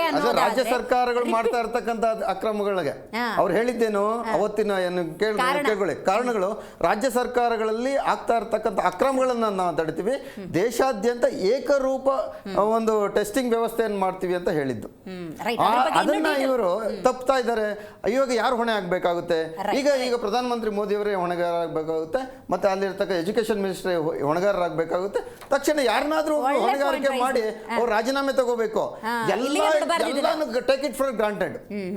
ಪುಲ್ವಾಮಾ ಆಯ್ತು, ಟೇಕ್ ಇಟ್ ಫಾರ್ ಗ್ರಾಂಟೆಡ್. ಏನು ದೇಶದಲ್ಲಿ ಏನಾದ್ರೂ ಆಗ್ಲಿ take it for granted. NTA ಮಾಡಿದ ಉದ್ದೇಶವೇ ಈ ರೀತಿಯ ಅಕ್ರಮಗಳನ್ನ, ರಾಜ್ಯ ಸರ್ಕಾರದ ವ್ಯಾಪ್ತಿಯಲ್ಲಿ ಆಗುವಂತಹ ಅಕ್ರಮಗಳನ್ನ ತಡೆಯೋದಕ್ಕೆ ಕೇಂದ್ರದ ವ್ಯಾಪ್ತಿಯಲ್ಲಿ ನಾವು NTA ತರ್ತೀವಿ. ಆವಾಗ ಇಂಥ ಅಕ್ರಮಗಳು ಜರುಗೋದಿಲ್ಲ. ನಾವು ಹದ್ದಿನ ಕಣ್ಣಿಟ್ಟಂಗೆ ಪರೀಕ್ಷೆಗಳನ್ನು ಮಾಡ್ಬೋದು. ಆಗ ಪ್ರತಿಭಾವಂತ ವಿದ್ಯಾರ್ಥಿಗಳಿಗೆ ಒಂದು ಅವಕಾಶ ಅನ್ನೋದು ಪ್ರಾಮಾಣಿಕವಾಗಿ ಲಭ್ಯವಾಗುತ್ತೆ ಅನ್ನುವಂಥ ಸದುದ್ದೇಶಗಳನ್ನು ಇಟ್ಟುಕೊಂಡ ಮೇಲೆ 2017ರಲ್ಲಿ ಬಿಡಿ NTA ಆರಂಭ ಆಗಿದ್ದು, 16ರಲ್ಲೂ ಒಂದು ಅಕ್ರಮ ಆಗಿದೆ, 24ರಲ್ಲಾಗುತ್ತೆ, 26ರಲ್ಲೂ ರಿಪೀಟೆಡ್ಲಿ ಇಂಥದ್ದು ಅಕ್ರಮಗಳು ಜರುಗುತ್ತೆ ಅನ್ನೋದಾದರೆ ಇದಕ್ಕೆ ಕೇಂದ್ರ ಸರ್ಕಾರ ಏನು ಹೇಳುತ್ತೆ ಅನ್ನೋದೇ ಸದ್ಯದ ಪ್ರಶ್ನೆ. ರೈಟ್, ಇದ್ರ ಬಗ್ಗೆ ಮಾತಾಡಲಿಕ್ಕೆ ಇದೀಗ ನಮ್ಮ ಕಾರ್ಯಕ್ರಮದಲ್ಲಿ BJP ವಕ್ತಾರರಾಗಿರುವಂಥ ಲೋಹಿತ್ ಅವರು ಕೂಡ ಇದ್ದಾರೆ. ಕಾರ್ಯಕ್ರಮಕ್ಕೆ ಸ್ವಾಗತ.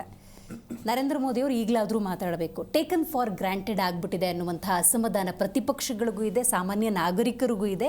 ಕಾರ್ಮಿಕ ಸಚಿವರಾಗಿರುವಂಥ ಸಂತೋಷ್ ಲಾಡ್ ಅವರು ಕೇಂದ್ರ ಸರ್ಕಾರ ಏನು ಮಾಡಿದ್ರೂ ಆಗುತ್ತೆ ಬಿಡ್ರಿ, ನಾವೇನು ಪ್ರಶ್ನೆ ಮಾಡಂಗಿಲ್ಲ ಅಂತ ಹೇಳಿದ್ದಾರೆ.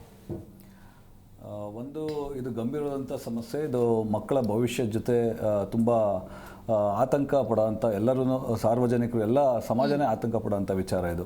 ಯಾಕಂದರೆ 22,90,000 ವಿದ್ಯಾರ್ಥಿಗಳು ಇವತ್ತು ನೀಟ್ ಪರೀಕ್ಷೆನ ಎದುರಿಸಿದೆ. ಸೊ ಇಂಥ ಒಂದು ಏನು NTA ನ್ಯಾಷನಲ್ ಟೆಸ್ಟಿಂಗ್ ಏಜೆನ್ಸಿ ಮೂಲಕ ಆಗಬೇಕಾದಂಥದ್ದು ಒಂದು ಪಾರದರ್ಶಕವಾಗಿ ಮತ್ತು ಪ್ರಾಮಾಣಿಕವಾಗಿ ಒಂದು ನ್ಯಾಯಯುತವಾಗಿ ಆಗಬೇಕಾದಂಥ ಒಂದು ಇದು ಪರೀಕ್ಷೆ ಇದು ಲೋಪದೋಷ ಆಗಿದೆ. ಅದು ರಾಜಸ್ಥಾನದಲ್ಲಿ ಲೀಕ್ ಆಗಿರೋ ಮೂಲಕ ತೆಲಂಗಾಣ, ಕೇರಳ ಮತ್ತು ಹರಿಯಾಣ ವಿವಿಧ ರಾಜ್ಯಗಳು ಒಂದು ವಾಟ್ಸಪ್ ಗ್ರೂಪ್ ಮೂಲಕ 3,30,000 ತನಕನೂ ಸಹ ಒಂದು ದೊಡ್ಡ ಒಂದು ಅಕ್ರಮವಾದಂಥ ವ್ಯವಹಾರ ಚಾಲನೆ ಆಗಿದೆ. ಅದು ನಮಗೆ ಸರ್ಕಾರಕ್ಕೆ ಗೊತ್ತಾದ ತಕ್ಷಣವೇ ಇವತ್ತು ಮಾನ್ಯ ನಮ್ಮ ನೆಚ್ಚಿನ ಪ್ರಧಾನಮಂತ್ರಿಗಳಾದ ಶ್ರೀ ನರೇಂದ್ರ ಮೋದಿರವರ ನೇತೃತ್ವದಲ್ಲಿ ಇವತ್ತು ಸಭೆ ಆಗಿದೆ.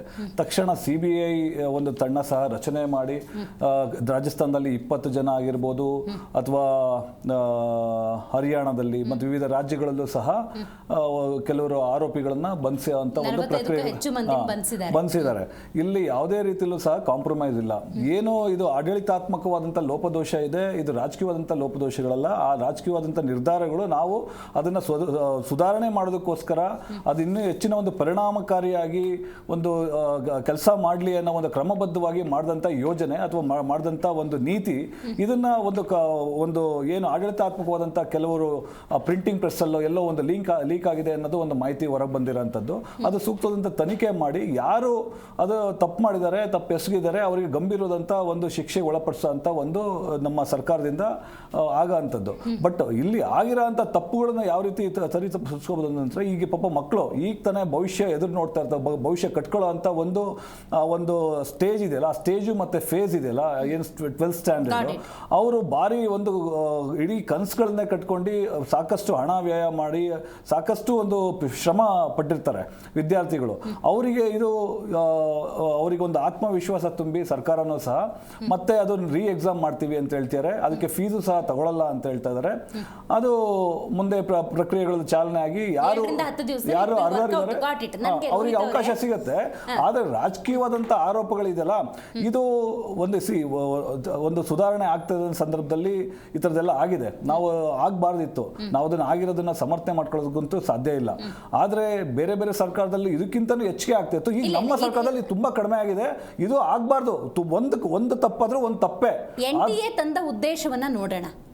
ಯಾಕೆ ಪ್ರತಿಪಕ್ಷಗಳು ಇಷ್ಟು ಆಕ್ರೋಶಭರಿತವಾಗಿ ವಿದ್ಯಾರ್ಥಿಗಳ ಧ್ವನಿಯಾಗಿ ಕೇಳ್ತಿದ್ದಾರೆ ಅಂತ ಹೇಳಿದ್ರೆ, ರಾಜ್ಯ ಸರ್ಕಾರದ ವ್ಯಾಪ್ತಿಯಲ್ಲಿ ಆಗುವಂತಹ ಅಕ್ರಮವನ್ನು ತಡೆಯೋದಕ್ಕೆ NTA ಸ್ಟಾರ್ಟ್ ಆಗುತ್ತೆ ಅನ್ನೋದಾದರೆ, ಹೈ ಲೆವೆಲಲ್ಲಿರುವಂಥ ಸೆಂಟ್ರಲ್ ಗೌರ್ಮೆಂಟ್, ಅದು ಕಾಂಗ್ರೆಸ್ ಆಗಿರಲಿ, BJP ಆಗಿರಲಿ, ವಾಟ್ ಎವರ್, ಸ್ಟೇಟ್ ಗೌರ್ಮೆಂಟ್ ಕೈಲಿ ನಿನ್ನ ಕೈಲಿ ಆಗ್ತಿಲ್ಲ ಅಂತ ಹೇಳ್ದಂಗೆ, ನಿನ್ನ ಕೈಲಿ ಆಗಲಿಲ್ಲ, ನಿನಗೆ ಸಾಮರ್ಥ್ಯ ಇಲ್ಲ, ಐ ವಿಲ್ ಮ್ಯಾನೇಜ್ ಅಂತ ಹೇಳಿ ನೀವು ತಗೊಂಡೋಗಿ ಕೊಳ್ಳೆ ಹೊಡೀರಿ ಅಂತ ಬಾಗಿಲು ತೆಗೆದು ಬಿಟ್ಕೊಟ್ಟಂಗಲ್ವಾ? ಮುಂಜಾಗ್ರತಾ ಕ್ರಮಗಳನ್ನು ತುಂಬ ಸ್ಟ್ರಿಕ್ಟಾಗಿ ತಗೋಬೇಕಿತ್ತಲ್ವಾ? ತಗೊಂಡಿರ್ತೀವಿ ಹಲವಾರು. ಮೇಡಮ್, ಇದು ಒಂದೇ ಎಕ್ಸಾಮ್ ಅಲ್ಲ, ನೀಟ್ ಅಂತ ಒಂದೇ ಕಾಂಪಿಟೇಟಿವ್ ಎಕ್ಸಾಮ್ ಅಲ್ಲ. ಈ ರೀತಿ UPSC ಆಗಿರ್ಬೋದು ಅಥವಾ ವಿವಿಧ ಏಮ್ಸ್ ಆಗಿರ್ಬೋದು, CBSE ಆಗಿರ್ಬೋದು, ಹಲವಾರು ಹಲವಾರು ಪರೀಕ್ಷೆಗಳು ನಾವು ಯಶಸ್ವಿಯಾಗಿ ಕಂಡಕ್ಟ್ ಮಾಡ್ತಾ ಇದೀವಿ. ಅದು ನೀಟ್ ಅಂತ ಈ ಎಕ್ಸಾಮ್ ಆಗಲೇಬಾರ್ದು, ಆಗಿದೆ. ಅದು ಒಂದು ಈಗ ಕಾಂಗ್ರೆಸ್ ಅವರಿಗೆ ಏನಕ್ಕೆ ಇದೊಂದು ಬಾರಿ ಗಂಭೀರ ಹೆಚ್ಚಿನ ರೀತಿ ಒಂದು ಪ್ರಖರವಾಗಿ ಅವರು ಆರೋಪ ಮತ್ತೆ ಒಂದು ತೀಕ್ಷ್ಣವಾಗಿ ಒಂದು ಖಂಡನೆ ಮಾಡ್ತಾರೆ. ಅಂದ್ರೆ ಅವ್ರ ಖಂಡನೆ ಸ್ವಾಗತಾರ್ಹ.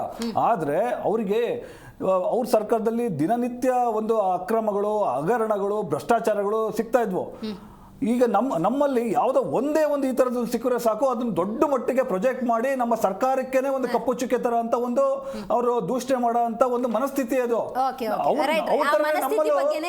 ನೂರಲ್ಲಿ ಒಂದಾಗಿದ್ರೆ ಅವ್ರಿಗೆ ಇದೊಂದು ಗಂಭೀರವಾಗಿ ಅನಿಸ್ತಾ ಇರಲಿಲ್ಲ. ಅದರಲ್ಲಿ ನೋಡಿ 2004ರಿಂದ ಒಂದು ನಿಮಿಷ ಹೇಳ್ಬಿಡ್ತೀನಿ ಸರ್, 2004ರಿಂದ 2014 ತನಕ ಆಗಿರೋಂಥ ಇವರ ಇದು ಏನು ಲೋಪದೋಷಗಳು ಹೇಳ್ತೀನಿ ನೋಡಿ. CBSE ಕ್ಲಾಸ್ 12 ಅಕೌಂಟೆನ್ಸಿ 2006 ಎಕ್ಸಾಮ್ ಅಲ್ಲಿ ಪೇಪರ್ ಲೀಕ್ ಆಗಿದೆ. AI EEE 2007, ಒಂದು ನಿಮಿಷ, PMT ಅಲ್ಲ ಒಂದು ನಿಮಿಷ 2008, ಏಮ್ಸ್ ಅಲ್ಲಿ 2012, SCRA 2014, ರಾಜಸ್ಥಾನದಲ್ಲಿ 19 ಪ್ರಶ್ನೆ 17 ಪತ್ರಿಕೆ ಇವತ್ತು ಲೀಕ್ ಆಗಿದೆ. ಆಮೇಲೆ ಸೀನಿಯರ್ ಟೀಚರ್ ರಿಕ್ರೂಟ್ಮೆಂಟ್ ಎಕ್ಸಾಮ್, ಆಮೇಲೆ RAS ರಾಜಸ್ಥಾನ ಅಡ್ಮಿನಿಸ್ಟ್ರೇಟಿವ್ ಎಕ್ಸಾಮ್, ಅದೆಲ್ಲ ಯಾಕೆ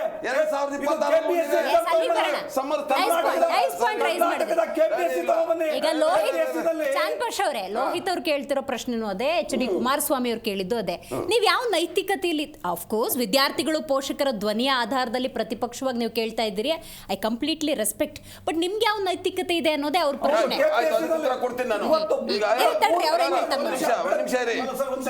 3 ವರ್ಷದಲ್ಲಿ ಇವರು KPSC ಏನಿದೆ ಅದು ಸುಮ್ಮನೆ ಯಾರಿಗೋ ಒಂದು ನಿರುದ್ಯೋಗಿಗಳಿಗೆ ಒಂದು ಅವರಿಗೆ ಇದು ಕೊಡ್ತಾರಲ್ಲ, ಏನು ಸ್ಥಾನಮಾನ ಕೊಟ್ಬಿಟ್ಟು ಅವರ ಕಾಂಗ್ರೆಸ್ ಕಾರ್ಯಕರ್ತರು ಆ ರೀತಿ ಒಂದು ಇದಾಗಿದೆ. ಅದು ಏನು ಆಫೀಸ್ ಆಗಿದೆ ಬಿಟ್ರೆ ಮೇಡಮ್, ಒಂದು ನಿಮಿಷ, KPSC ಏನಿದೆ ಅಲ್ಲ ಅದರಲ್ಲಿ ಕೇವಲ 3 ವರ್ಷದ ಇವರು ಆಡಳಿತದಲ್ಲಿ ಕೇವಲ 3200 ಮಾತ್ರ ರೆಕ್ರೂಟ್ಮೆಂಟ್. ಒಂದು ಸಲ ಎಕ್ಸಾಮ್ ಮಾಡಿಲ್ಲ. ಇವತ್ತು ಒಂದೇ ರೂಮ್ ಅಲ್ಲಿ 16 ಜನ ಅಭ್ಯರ್ಥಿಗಳು ಆಯ್ಕೆ ಆಗಿದ್ದಾರೆ.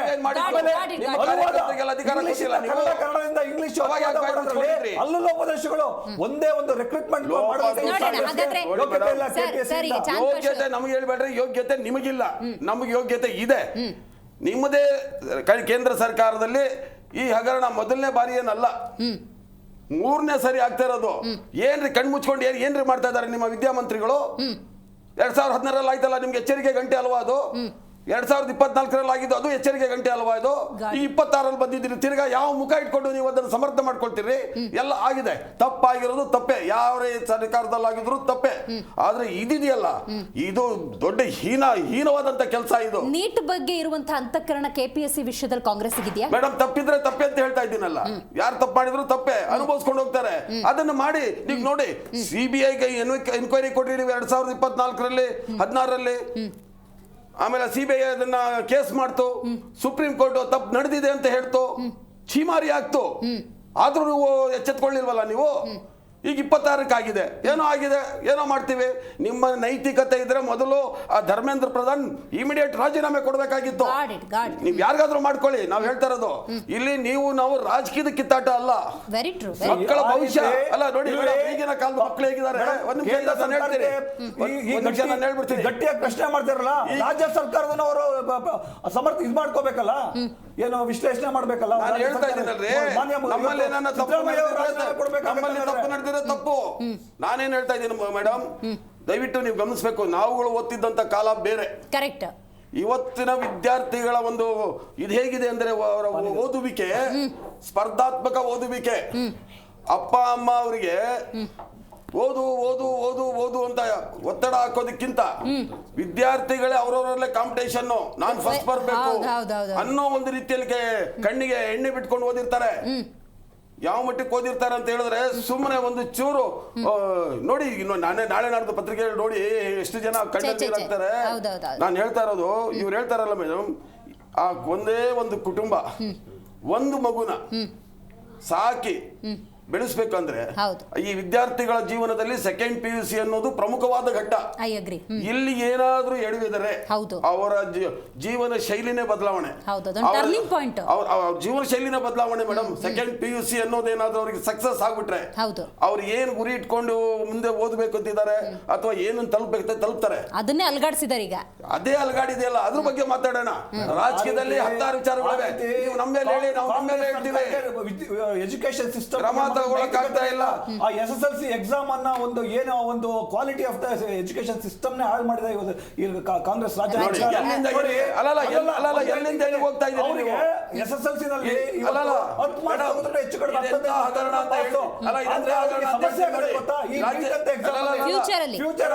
ಇದೆಂತ ಹಗರಣ ಅಂತ ಹೇಳ್ತೀನಿ ಕೇಳಿ.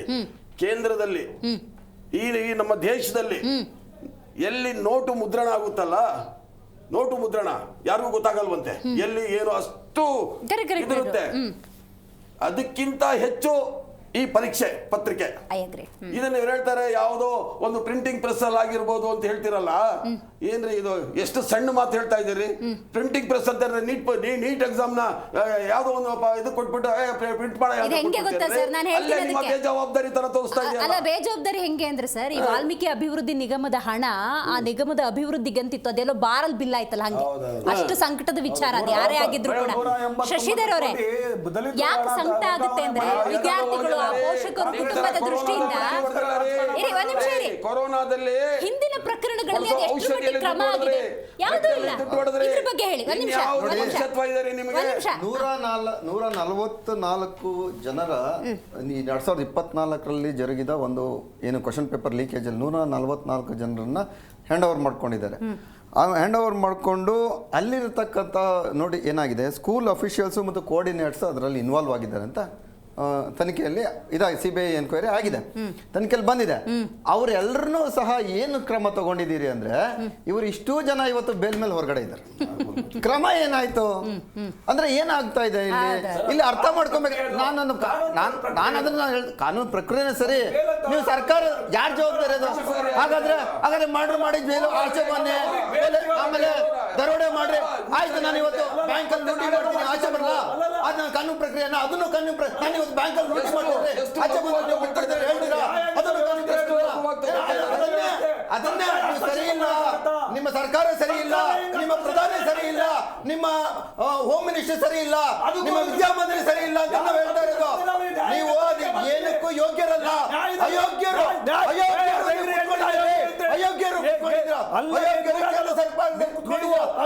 ಅದನ್ನ ಹೇಳ್ತಾ ಇರ್ತೀವಿ. ಅದನ್ನ ನೋಡಿ, ಇದೊಂದು ಮಾಫಿಯಾ ಆಗಿದೆ, ಅದನ್ನ ಆಗಿಲ್ಲ. ತಪ್ಪಿತಸ್ಥರನ್ನು ಅತ್ಯಂತ ಹೆಚ್ಚಿನ ಕ್ರಮ ವಹಿಸಿ ಅವರ ಜೈಲು ಒಳಗೆ ಮಾಡ್ಬೇಕಾದ್ರೆ ಕ್ರಮ ಯಾರ್ದು? ಸರ್ಕಾರದಾಗಬೇಕಾಗಿತ್ತು. ಏನಂದ್ರೆ ಕಾನೂನು ಪ್ರಕಾರ ಎಷ್ಟು ಚೆನ್ನಾಗಿ ನುಡ್ಸ್ಕೊಂಡು ನೋಡಿ.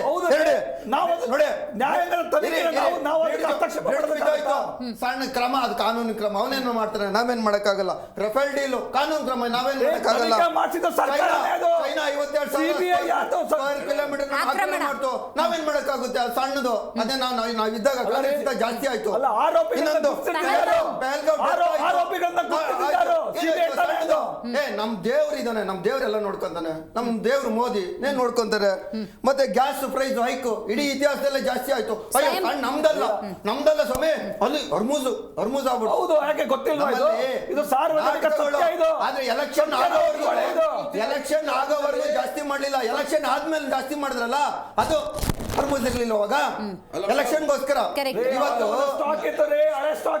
ನೋಡಿ ಮಾತು ಹೇಳ್ತಾರೆ, ಸ್ಟಾಕ್ ಬೆಳೀತಂದೆ, ಎಲೆಕ್ಷನ್ ಆಗೋವರೆಗೂ ಸ್ಟಾಕ್ ಬಂದೆ, ಎಲೆಕ್ಷನ್ ನೆಕ್ಸ್ಟ್ ದಿನ ಸ್ಟಾಕ್ ಹೊಟ್ಟೋಯ್ತು. ನಿಮ್ಮ ಅಯೋಗ್ಯತನ, ನಿಮ್ಮ ನಾಕಾಮಿಯತ್ತು ಇಲ್ಲಿ ತೋರಿಸ್ತಾ ಇದೆ ನೋಡಿ. ಬಿಹಾರ್ ಮತ್ತೆ ಜಾರ್ಖಂಡ್ಗಳಲ್ಲಿ ಆಗಿರ್ತಕ್ಕಂಥದ್ದು, ಬಿಹಾರ್ ಮತ್ತೆ ಜಾರ್ಖಂಡ್ಗಳಲ್ಲಿ ಅದಕ್ಕೆ ನೀವು ದುಡ್ಡು ಕೊಟ್ಟು ಕೊಂಡ್ಕೊಂತಾ ಇದ್ರಲ್ಲ, ಎಲ್ಲಾರನ್ನು ಕೊಂಡ್ಕೊಂತಾ ಇದ್ದಾರೆ.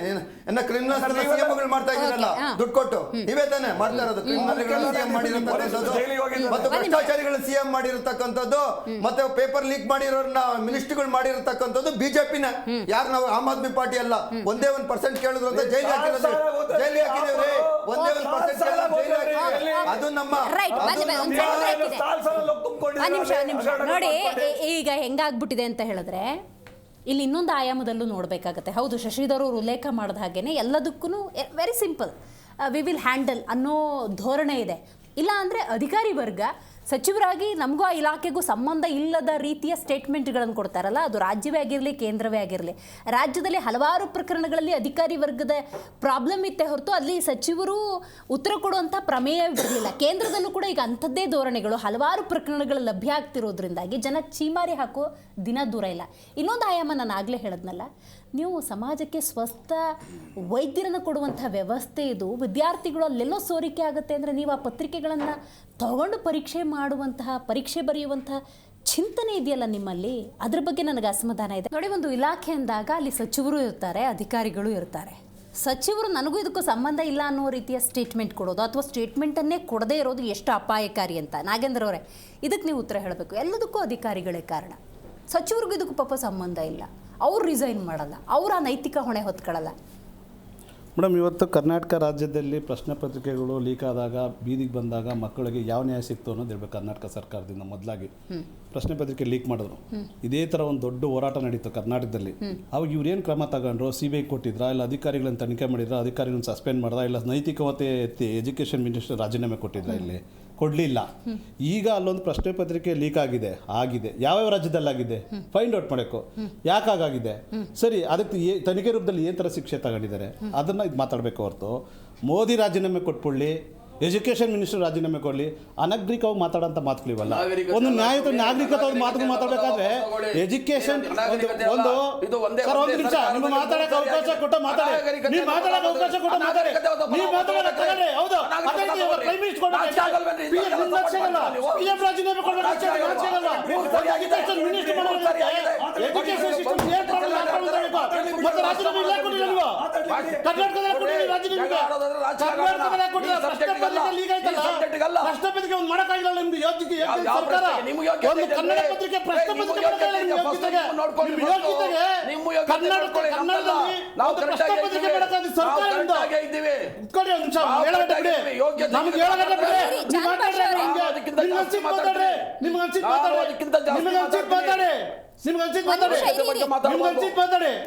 ಕರ್ನಾಟಕದಲ್ಲಿ ಒಂದು ನ್ಯಾಯ ಸಿಗ್ಬಿಡ್ಬೇಕು, ಇವ್ರಿಗೆ ಸೆಂಟ್ರಲ್ ಗವರ್ಮೆಂಟ್ ನ್ಯಾಯ ಸಿಗ್ಬೇಕು.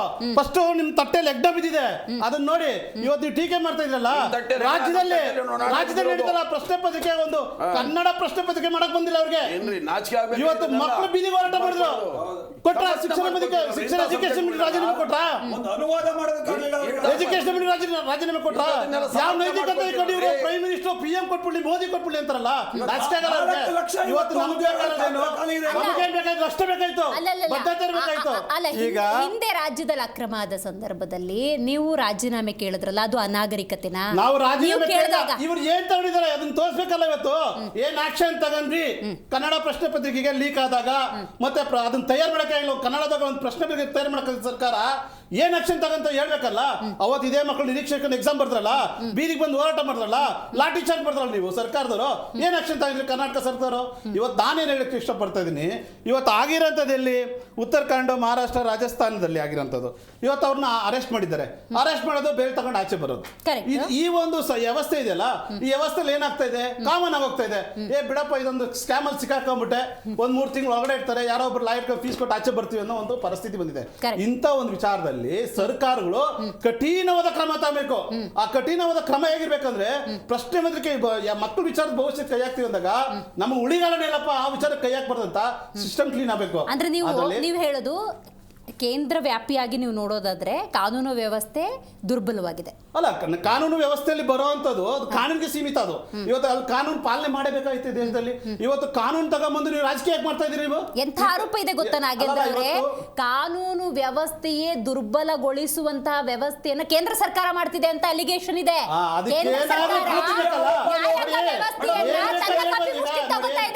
ಈಗ ನಮ್ಮ ವಿಚಾರದಲ್ಲಿ ಏನ್ ಬೇಕಾದ್ರೂ ಹೇಳ್ಬೋದು, ನಾಲ್ಗೆ ಇದೆಯಲ್ಲ, ಅದು ಏನ್ ಬೇಕಾದ್ರೂ ಹೇಳುತ್ತೆ. ಕಾನೂನ ಸರ್ಕಾರ ರೂಲ್ ಮಾಡ್ತಾ ಇದೆ, ಇಲ್ಲ ಸರ್ಕಾರನ ಕಾನೂನು ರೂಲ್ ಮಾಡ್ತಾ ಇದೆ ಅಂತ ಇವ್ರು ಹೇಳ್ತಾ ಇದ್ದಾರೆ ಅಲ್ವಾ. ಇವತ್ತು ಕಾನೂನಲ್ಲಿ ಏನು ಒಂದು ಶಿಕ್ಷೆ ಇರಬೇಕು, ಅದನ್ನು ಚೇಂಜಸ್ ಆಗಬೇಕು. ಈ ಕಠಿಣವಾದ ಅಪ್ಗ್ರೇಡ್ ಆಗ್ತಿದ್ದಂಗೆ ಅದನ್ನು ಕ್ರಮ ತಗೋಬೇಕಾದ್ರೆ ವಿಚಾರ.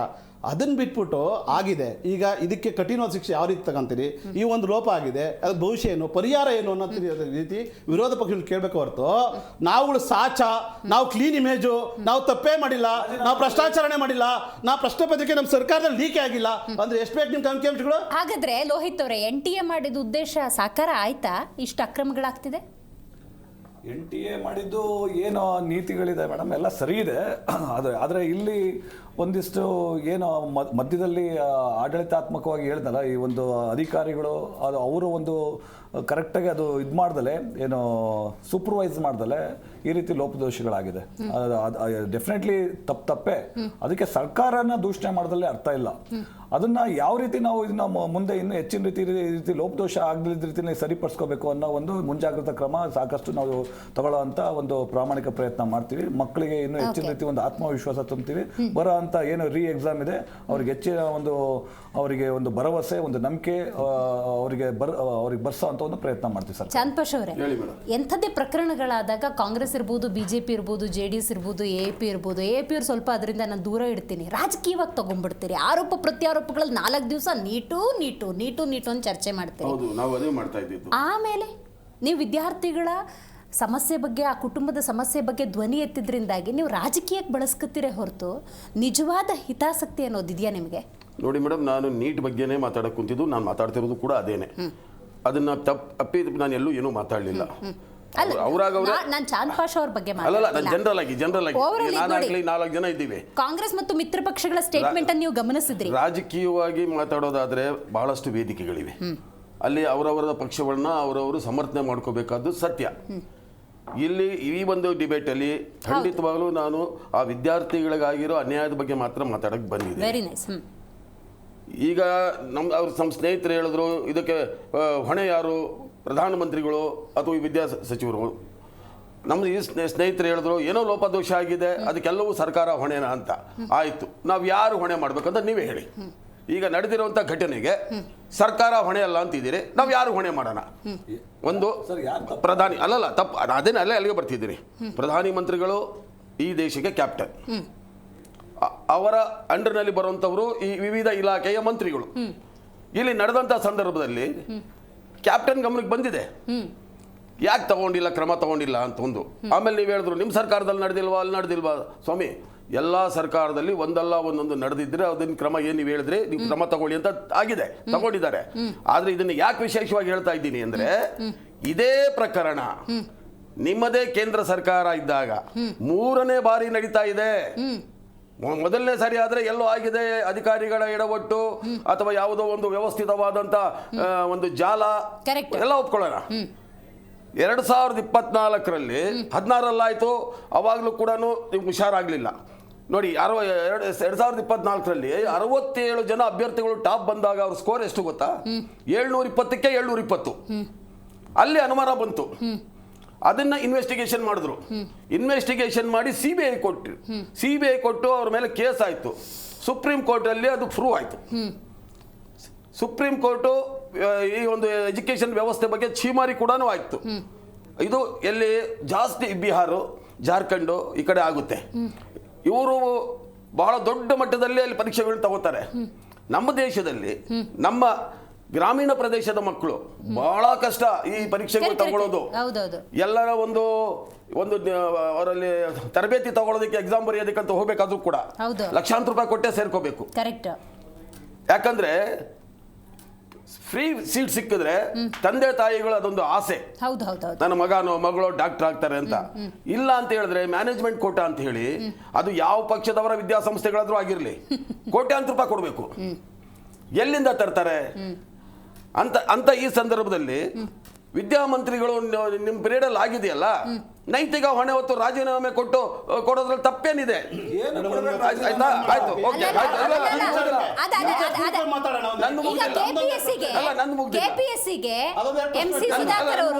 ಸಿದ್ದರಾಮಯ್ಯನವರು captain of the government, captain of the India Modi ಅವರು ಅಂತ ಹೇಳಿದ್ರಲ್ಲ, KPSC ವಿಷಯದಲ್ಲಿ MC ಸುಧಾಕರ್ ಅವರು ಮುಖ್ಯಮಂತ್ರಿ ಸಿದ್ದರಾಮಯ್ಯನವರು ರಾಜೀನಾಮೆ ಕೊಡಬೇಕು ನೀವು ಬಯಸ್ತೀರಾ ವಿದ್ಯಾರ್ಥಿಗಳ ಹಿತದೃಷ್ಟಿಯಿಂದ ಯೋಚನೆ ಮಾಡೋದಾದ್ರೆ?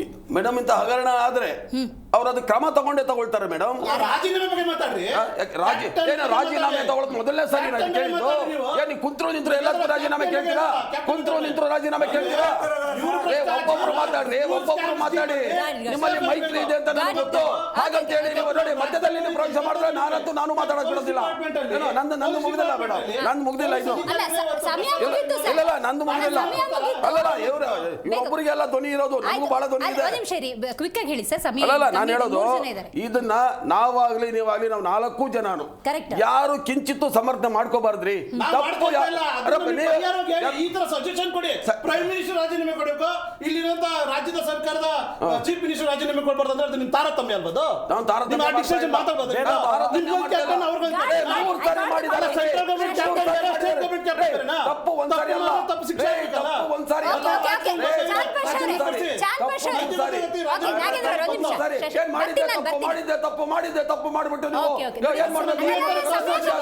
ಸಮಯ ಕಮ್ಮಿ ಇದೆ. ಈಗ ನೋಡಿ 22 ಲಕ್ಷಕ್ಕೂ ಹೆಚ್ಚು ವಿದ್ಯಾರ್ಥಿಗಳು ರೀ ಎಕ್ಸಾಮ್ ಬರೀಬೇಕು. ಇನ್ನೂ ಕಠಿಣ ಮಾಡ್ತಾರೆ. ಈಗ ಒಂದು ಇದೆರಡಕ್ಕೂ ಉತ್ತರ ಕೊಟ್ಬಿಡಿ. ನನಗೆ ವಿಭಾಗ ಮಾಡಕ್ ಇಷ್ಟ ಇಲ್ಲ. Still south India north India ಅಂತ ನಾವು ಡಿವೈಡ್ ಮಾಡಿದ್ರೆ ಇಂಥ ಅಕ್ರಮಗಳು ಅಲ್ಲಿ ನೀಟ್ ವಿಷಯದಲ್ಲಿ ಅಲ್ಲೇ ಜಾಸ್ತಿ ಅಲ್ಲ. ಇದು ಹೆಂಗೆ ಅಂತ ನೋಡಿ. ಇನ್ನು ಅಲ್ಲಿ ನಾಗರಿಕತೆ ಇದೆ, ನಾಗರಿಕತೆ ಮತ್ತೆ ಶಿಕ್ಷಣ ವ್ಯವಸ್ಥೆ ಇನ್ನೊಂದು ಕಟ್ಟುನಿಟ್ಟಾದ ಕ್ರಮಗಳು ಅಲ್ಲಿ ಇಲ್ಲ. ಅಲ್ಲೇನಿದ್ರು ಹಣ ಕೊಟ್ಟು ಪರ್ಚೇಸ್ ಮಾಡುವಂಥ ಸಿಸ್ಟಮ್ ಇದೆ. ಎಜುಕೇಷನ್ ಹೌದು, ಎಲ್ಲ ರೀತಿಯಲ್ಲೂ ಅವ್ರ ಎಜುಕೇಷನ್ನೇ ಜಾಸ್ತಿ. ಈಗ IAS ಮಾಡೋಂಥದ್ದಾಗಲಿ ಎಲ್ಲದರಲ್ಲೂ ಶಾರ್ಟ್ ಕಟ್ ಹುಡುಕ್ತಾ ಇದ್ದಾರೆ. ಉತ್ತರ ಭಾರತದವರು ಎಲ್ಲದರಲ್ಲೂ ಶಾರ್ಟ್ ಕಟ್ ಬೇಕು ಅವ್ರಿಗೆ. ಶಾರ್ಟ್ ಕಟ್ಟಿಂದ ಈ ರೀತಿ ಆಗ್ತಾ ಇರ್ತಕ್ಕಂಥದ್ದು. ಅದನ್ನು ತಡೆಯುವಲ್ಲಿ ಅಲ್ಲಿನ ರಾಜ್ಯ ಸರ್ಕಾರಗಳು ವಿಫಲ ಆಗ್ತಾ ಇದ್ದಾವೆ, ಅದನ್ನ ಮೇಲಿರ್ತಕ್ಕಂಥ ಕೇಂದ್ರ ಸರ್ಕಾರನೂ ವಿಫಲ ಆಗ್ತಾ ಇದೆ. ಎಲ್ಲ ಕಡೆ ಕೇಸರಿನಿದೆ. ಅವರು ಅಂದ್ರೆ ವಿದ್ಯಾರ್ಥಿಗಳು ಜನಸಾಮಾನ್ಯರ ಹಿತದೃಷ್ಟಿಯಿಂದ ನೋಡೋದಾದ್ರೆ ಬಿಜೆಪಿ ಬಹುತೇಕ ಕಡೆ ಇರೋದ್ರಿಂದ ಅವ್ರು ಕ್ರಮ ತಗೋಬೇಕಲ್ಲ. ಬಿಜೆಪಿ ನೋಡಿ, ಬಿಜೆಪಿ ಎಲೆಕ್ಷನ್ ಗೆಲ್ಲೋದಕ್ಕಷ್ಟೇ. ಅದು ನಾನು ಪದೇ ಅದನ್ನೇ ಹೇಳಿದ್ರೆ ಸಾರಿ, ಅದು ಸುಮ್ಮನೆ ಇರ್ತಕ್ಕಂಥ ಎಲೆಕ್ಷನ್ ಗೆಲ್ಲಬೇಕು, ಈ ದೇಶವನ್ನು ಹಾಳಬೇಕು, ಈ ದೇಶ ಲೂಟಿ ಆಗಬೇಕು. ಹೌದು, ಹೌದೌದು. ಪ್ರಜ್ವಲ್ ರೇವಣ್ಣ ಅಲ್ಲಿ ಕೊತ್ಮರಿ ಸಪ್ತಿ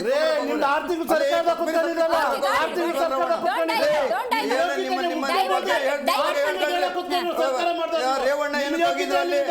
ರೇವಣ್ಣ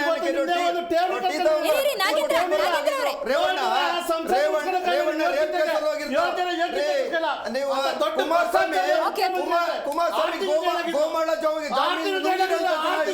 ಇಡೀ ರಾಜ್ಯದ ಜಮೀನು ನುಂಗಿರ್ತಕ್ಕಂಥವ್ರು JDSನವರು.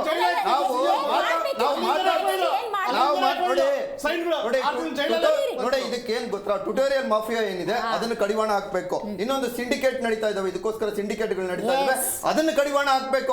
ಅದನ್ನ ಕಟ್ಟುನಿಟ್ಟಾಗಿ ನೋಡ್ಕೋಬೇಕು. ಅದನ್ನ ಈ ತನಿಖಾ ಸಂಸ್ಥೆಗಳ ಯಾವಿದ್ದಾವೆ ಅವನ್ನ ಇಂಟೆಲಿಜೆನ್ಸ್ ಏನಿದೆ, ಇಂಟೆಲಿಜೆನ್ಸ್ ಬಿಟ್ಟು ಅದನ್ನ ತನಿಖೆ ಮಾಡಿಸ್ಬೇಕು. ಆಮೇಲೆ ಓಂ ಬಿರ್ಲಾ ಅಂತವ್ರೆ ಇಂಥ ಇದನ್ನ ಟ್ಯುಟೋರಿಯಲ್ಸ್ ನಡೆಸ್ತಾರೆ ಅಂದ್ರೆ ಈ ದೇಶದಲ್ಲಿ ನಮ್ಗೆ ಅನುಮಾನ ಬೀಳಲ್ವಾ? ಈಗ ಪ್ರದೀಪ್ ಈಶ್ವರ್ ಅಂತವ್ರೆ, ಪ್ರದೀಪ್ ಈಶ್ವರ್ ಅದನ್ನ ಹೇಳ್ತಾ ಇದ್ದೀನಿ, ಪ್ರದೀಪ್ ಈಶ್ವರ್ ನೀವೇ ಸಮರ್ಥಿಸ. ಪ್ರದೀಪ್ ಈಶ್ವರ್ ಅಂತವ್ರೆ ತನ್ನ ವಿಡಿಯೋಗಳಲ್ಲಿ ಪರ್ಮಿಷನ್ ತಗೊಂಡು ಒಂದೇ ಕಡೆ ಪರ್ಮಿಷನ್ ತಗೊಂಡು ಪ್ರದೀಪ್ ಈಶ್ವರ್ ಅಂತಹ ಕಾಂಗ್ರೆಸ್ ಶಾಸಕ ಒಂದು ಕಡೆ ಪರ್ಮಿಷನ್ ತಗೊಂಡು 7 ಕಡೆ ಟ್ಯುಟೋರಿಯಲ್ ನಡೆಸಿ ವರ್ಷಕ್ಕೆ 300 ಕೋಟಿ ಸಂಪಾದನೆ ಮಾಡ್ತಾರಲ್ಲ, ಇದು ಅನುಮಾನ ಬರುತ್ತೆ. ಇವರು ನೀಟ್ ನಲ್ಲಿ ಪ್ರಶ್ನೆ ಪತ್ರಿಕೆಯನ್ನು ಕದ್ದುಬಿಟ್ಟು ಮಕ್ಕಳಿಗೆ ಕೊಡ್ತಾರೇನೋ ಅಂತ ಅನುಮಾನ ಬರುತ್ತೆ.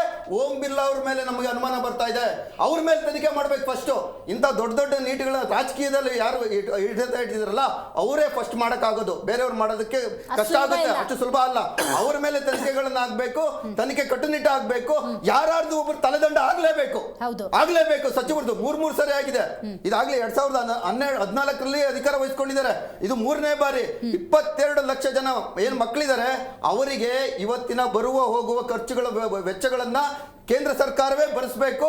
ಅವರಿಗೆ ಮತ್ತೊಂದು ಸರಿ ಟ್ಯೂಷನ್ಗಳನ್ನು ಹೇಳ್ಕೊಂತಾಗ ಎಲ್ಲ ಖರ್ಚುಗಳನ್ನು ಕೇಂದ್ರ ಸರ್ಕಾರ ಇಮಿಡಿಯೇಟ್ ಆಗಿ ಭರಿಸಿ ಅವರ ಖಾತೆಗಳಿಗೆ ಜಮಾವಣೆ ಮಾಡಬೇಕು. ಆಗ ಇವರು ಏನೋ ಮಾಡ್ತಾ ಇದ್ದಾರೆ ಅನ್ಸುತ್ತೆ. ಇಲ್ಲ ಅಂದ್ರೆ ಇವರು ಕೇವಲ ಕಣ್ಣೊರೆಸುವ ತಂತ್ರವನ್ನು ಮಾಡ್ತಾ ಇದ್ದಾರೆ. ಈ ರಾಜಕೀಯದಲ್ಲಿ ಏನು ಇನ್ವಾಲ್ವ್ ಆಗಿದ್ದಾರೆ ಅವರನ್ನ ರಕ್ಷಣೆ ಮಾಡೋದಕ್ಕೆ ಕೇಂದ್ರ ಸರ್ಕಾರ ಮತ್ತು ಪ್ರಧಾನಮಂತ್ರಿ ಮೋದಿ ಅವರು ಕಟಿಬದ್ಧರಾಗಿದ್ದಾರೆ ಅಂತ ಜನ ಅನುಮಾನ ಪಡೋದು ಆಗುತ್ತೆ. ರೈಟ್, ಲಾಸ್ಟ್ ರಿಯಾಕ್ಷನ್ ಹೆಂಗೆ ಕ್ರಮ ಮೇಡಮ್? ಈಗ ಏನು CBI ತನಿಖೆ ಚಾಲನೆ ಆಗಿದೆ, ಆರೋಪಿಗಳನ್ನ ಬಂಧನ ಆಗಿದೆ. ಸೊ ಇನ್ನೂ ತೀಕ್ಷ್ಣವಾಗಿ ನಾವು ಅದನ್ನ ತನಿಖೆ ಚುರುಕುಗೊಳಿಸಿ ಏನು ಆರೋಪಿಗಳಿದ್ದಾರೆ, ಯಾರು ಅಪರಾಧ ಮಾಡಿದ್ದಾರೆ ಅವರಿಗೆ ಒಂದು ಸೂಕ್ತದಂತ ನ್ಯಾಯಾಂಗ ಒಂದು ಮತ್ತೆ ಏನು ಇದು ಪ್ರಕ್ರಿಯೆ ಇದೆ. NTA ಎಕ್ಸಾಮು ಇದನ್ನು ಸಹ ಭಾರಿ ಒಂದು ಕಟ್ಟುನಿಟ್ಟಾಗಿ ಭಾರಿ ಒಂದು ಗಂಭೀರವಾಗಿ ಹೆಚ್ಚಿನ ಒಂದು ಜವಾಬ್ದಾರಿಯುತದಿಂದ ಯಾವುದೇ ರೀತಿ ಲೋಪದೋಷಗಳಾಗದ ರೀತಿಯಲ್ಲಿ ಒಂದು ಸಮರ್ಪಕವಾಗಿ ಮಾಡುವಂತ ಮಾಂಗಲ್ಯ ತೆಗ್ಸೋದು, ಅದನ್ನ ಸ್ಕಾರ್ಫ್ ತೆಗ್ಸೋದು, ಸ್ಪೆಕ್ಸ್ ತೆಗ್ಸೋದಾಯ್ತು, ಎಲ್ಲಿ ಟೈಟ್ ಮಾಡ್ಬೇಕು ಅಲ್ಲಿ ಮಾಡ್ತಾ ಇಲ್ಲ. ಅದನ್ನು ಒಂದು ಪ್ರಕ್ರಿಯೆ. ಅದನ್ನು ಯಾಕಂದ್ರೆ ಇವತ್ತಿನ ಏನೇನೋ ಇವೆಲ್ಲ ಬಂದಿದೆ ಪ್ರಕ್ರಿಯೆಗಳ ಅಗ್ರಿ. ನೀವು ಎಲ್ಲಿ ಅವ್ರು ಹೇಳಿದ್ರಲ್ಲ ಓಂ ಬಿರ್ಲಾ, ಪ್ರದೀಪ್ ಈಶ್ವರ್, ಇಲ್ಲಿ ಟೈಟ್ ಮಾಡಿದ್ರೆ ಟೈಟ್ ಎಲ್ಲ ಆಗಬೇಕಾಗತ್ತೆ. ಎಲ್ಲೆಲ್ಲ ಮಾಡಕ್ ಹೋದ್ರೆ ಏನು ಪ್ರಯೋಜನ ಇಲ್ಲ. ಯಾರು ತಪ್ಪಿದಾರಲ್ಲ ಸೂಕ್ತವಾಗಿ ತನಿಖೆ ಆಗಿದಂತ ನೀಟ್ ಎಕ್ಸಾಮ್ ಒಂದು ಇವತ್ತು ಪ್ರಶ್ನೆ ಪತ್ರಿಕೆ ಲೀಕ್ ಆಗಿದೆ. ಇದಕ್ಕೆ ಯಾರು ಹೊಣೆ ಅಂದ್ರೆ ಮುಖ್ಯವಾಗಿ ಅಲ್ಲಿನ ಸರ್ಕಾರಗಳು ಹೊಣೆ ಆಗಿರುತ್ತೆ. ಯಾಕಂದ್ರೆ ಆ ಸರ್ಕಾರದಲ್ಲಿ ಎಕ್ಸಾಮ್ ಸೆಂಟರ್ಗಳು ಇರುತ್ತೆ, ಸರ್ಕಾರ ಕೂಡ ನಿಗಾ ವಹಿಸಬೇಕಾಗಿತ್ತು. ಸರ್ಕಾರಗಳು ಕೂಡ ನಿಗಾ ವಹಿಸಿದಕ್ಕೆ ಇವೆಲ್ಲ ನಡೆದಿರೋಂಥ ಪರಿಸ್ಥಿತಿ. ಈ ಸತಿ ಆಗಿರೋಂಥ ಸ್ಕ್ಯಾಮ್ ನೆಕ್ಸ್ಟ್ ಆಗಬಾರ್ದು. ಮತ್ತೆ ಮೋದಿ ಸರ್ಕಾರದಲ್ಲಿ ಇದುವರೆಗೂ ಇಂಥ ದೊಡ್ಡ ಭ್ರಷ್ಟಾಚಾರಗಳು ನೋಡಿಲ್ಲ ನಾವು. ಕಾಂಗ್ರೆಸ್ ಅಲ್ಲಿ ನೋಡಿದಂಥ ಭ್ರಷ್ಟಾಚಾರಗಳನ್ನ ಮೋದಿ ಸರ್ಕಾರದಲ್ಲಿ ನಾವು ನೋಡಿಲ್ಲ. ಹಾಗಾಗಿ ನೆಕ್ಸ್ಟ್ ಕಠಿಣ ಶಿಕ್ಷೆಗೆ ಇನ್ನೊಂದು ಈ ರೀತಿ ರಿಪೀಟ್ ಆಗ್ತಿದ್ದಂಗೆ ಸರ್ಕಾರ ನಿಗಾ ವಹಿಸದಲ್ಲಿ ಸತ್ಯಾಂಶ ಮತ್ತೆ ಈಗೇನಾಗಿದೆ ಅದಕ್ಕೆ ಆ ಮಕ್ಕಳಿಗೆ ವ್ಯವಸ್ಥಿತವಾಗಿ ಆರ್ಥಿಕವಾಗಿ ಮತ್ತೆ ಆ ಮಕ್ಕಳಿಗೆ ಒಂದು ಪರಿಹಾರ ಮಾಡಬೇಕಾಗುತ್ತೆ. ಮೇಡಮ್ ಲಾಸ್ಟ್ ರಿಯಾಕ್ಷನ್ ಅಂತಂದ್ರೆ ನಂದೇನಿಲ್ಲ ಮೇಡಮ್. ಇದೇನು ಅನ್ಯಾಯ 22 ಲಕ್ಷ ಚಿಲ್ಲರೆ ಜನರ ಬೆನ್ನಿಗೆ ಚೂರಿ ಹಾಕಿದಿರಲ್ಲ, ಆ ಕುಟುಂಬಗಳ ಕಣ್ಣೀರನ್ನು ಹಾಕಿದಿರಲ್ಲ, ಅದಂತೂ ಇದಕ್ಕೆ ಯಾರು ಅದು ಹೊಣೆ ಇದ್ದಾರೋ ಅವ್ರು ಯಾರಿಗೂ ಒಳ್ಳೇದಂತೂ ಆಗೋದಿಲ್ಲ.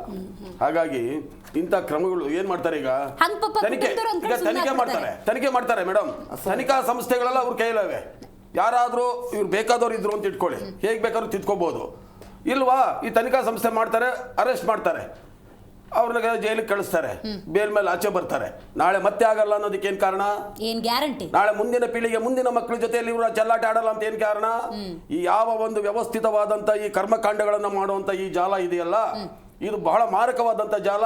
ಯಾವ ನೀವು ಬೇಕಾದ್ರೆ ಏನು ಹೇಳ್ತಾರಲ್ಲ ಡ್ರಗ್ಗು ಗಿಗ್ಗು ಪಗ್ಗು ಅದು ಅಂತವ್ರು ಎಲ್ರಿಗೂ ಮೀರಿದಂತ ಜಾಲ ಇದು. ಇವ್ರನ್ನ ನೀವು ಪಕ್ಷಾತೀತವಾಗಿ ನಾವೆಲ್ಲರೂ ಖಂಡಿಸಬೇಕು. ಹಾಗಾಗಿ ಅವ್ರ ಮೇಲೆ ಕ್ರಮ ತಗೊಳ್ಳೇಬೇಕು. ತಗೊಂಡು ಇದಕ್ಕೆ ಸಂಬಂಧಪಟ್ಟಂಗೆ 3 ಸಾರಿ ವಿದ್ಯಾಮಂತ್ರಿ ರಾಜೀನಾಮೆ ಸ್ಪೆಷಲ್ ಆಗಿ ಸೆಷನ್ ಕರೆದು ರಾತ್ರಿ ಏನ್ ಬೇಕು ಮಾಡಕ್ ಹೊರಲ್ಲ. ಅದೇ ರೀತಿ ಇವತ್ತು ಕಾನೂನು ಹೊಸ ತಿದ್ದುಪಡಿ ತಂದು ಕಠಿಣಾದಿ ಕಠಿಣ ಕ್ರಮಗಳನ್ನ ಆ ಕಾನೂನು ತಿದ್ದುಪಡಿ ಮಾಡಿ ಆ ಕಠಿಣಾದಿ ಕಠಿಣ ಒಂದು ಏನ್ ಕ್ರಮಗಳು ಆಗ್ಬೇಕು ಆ ಒಂದು ಶಿಕ್ಷೆ ನಾವು ಕೊಡಿಸ್ಬೇಕು.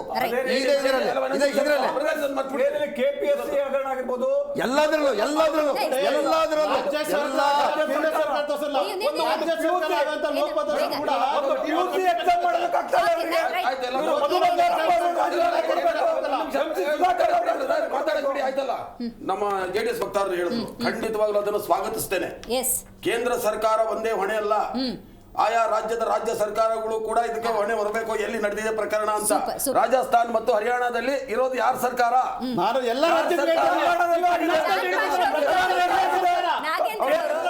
ಶಶಿಧರ್ ಅವರು ಕಾರ್ಯಕ್ರಮದಲ್ಲಿ ಭಾಗಿಯಾಗಿದ್ದಕ್ಕಾಗಿ ಧನ್ಯವಾದಗಳು. ಮೇ 3ನೇ ತಾರೀಕು ನಡೆದಂತಹ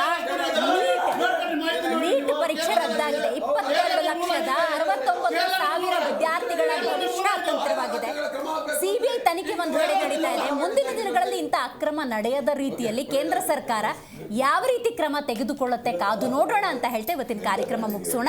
ನೋಡ್ತಾ ಇರಿ ಜಿ ಕನ್ನಡ ನ್ಯೂಸ್, ಸತ್ಯವೇ ಸುದ್ದಿಯ ಜೀವಾಳ.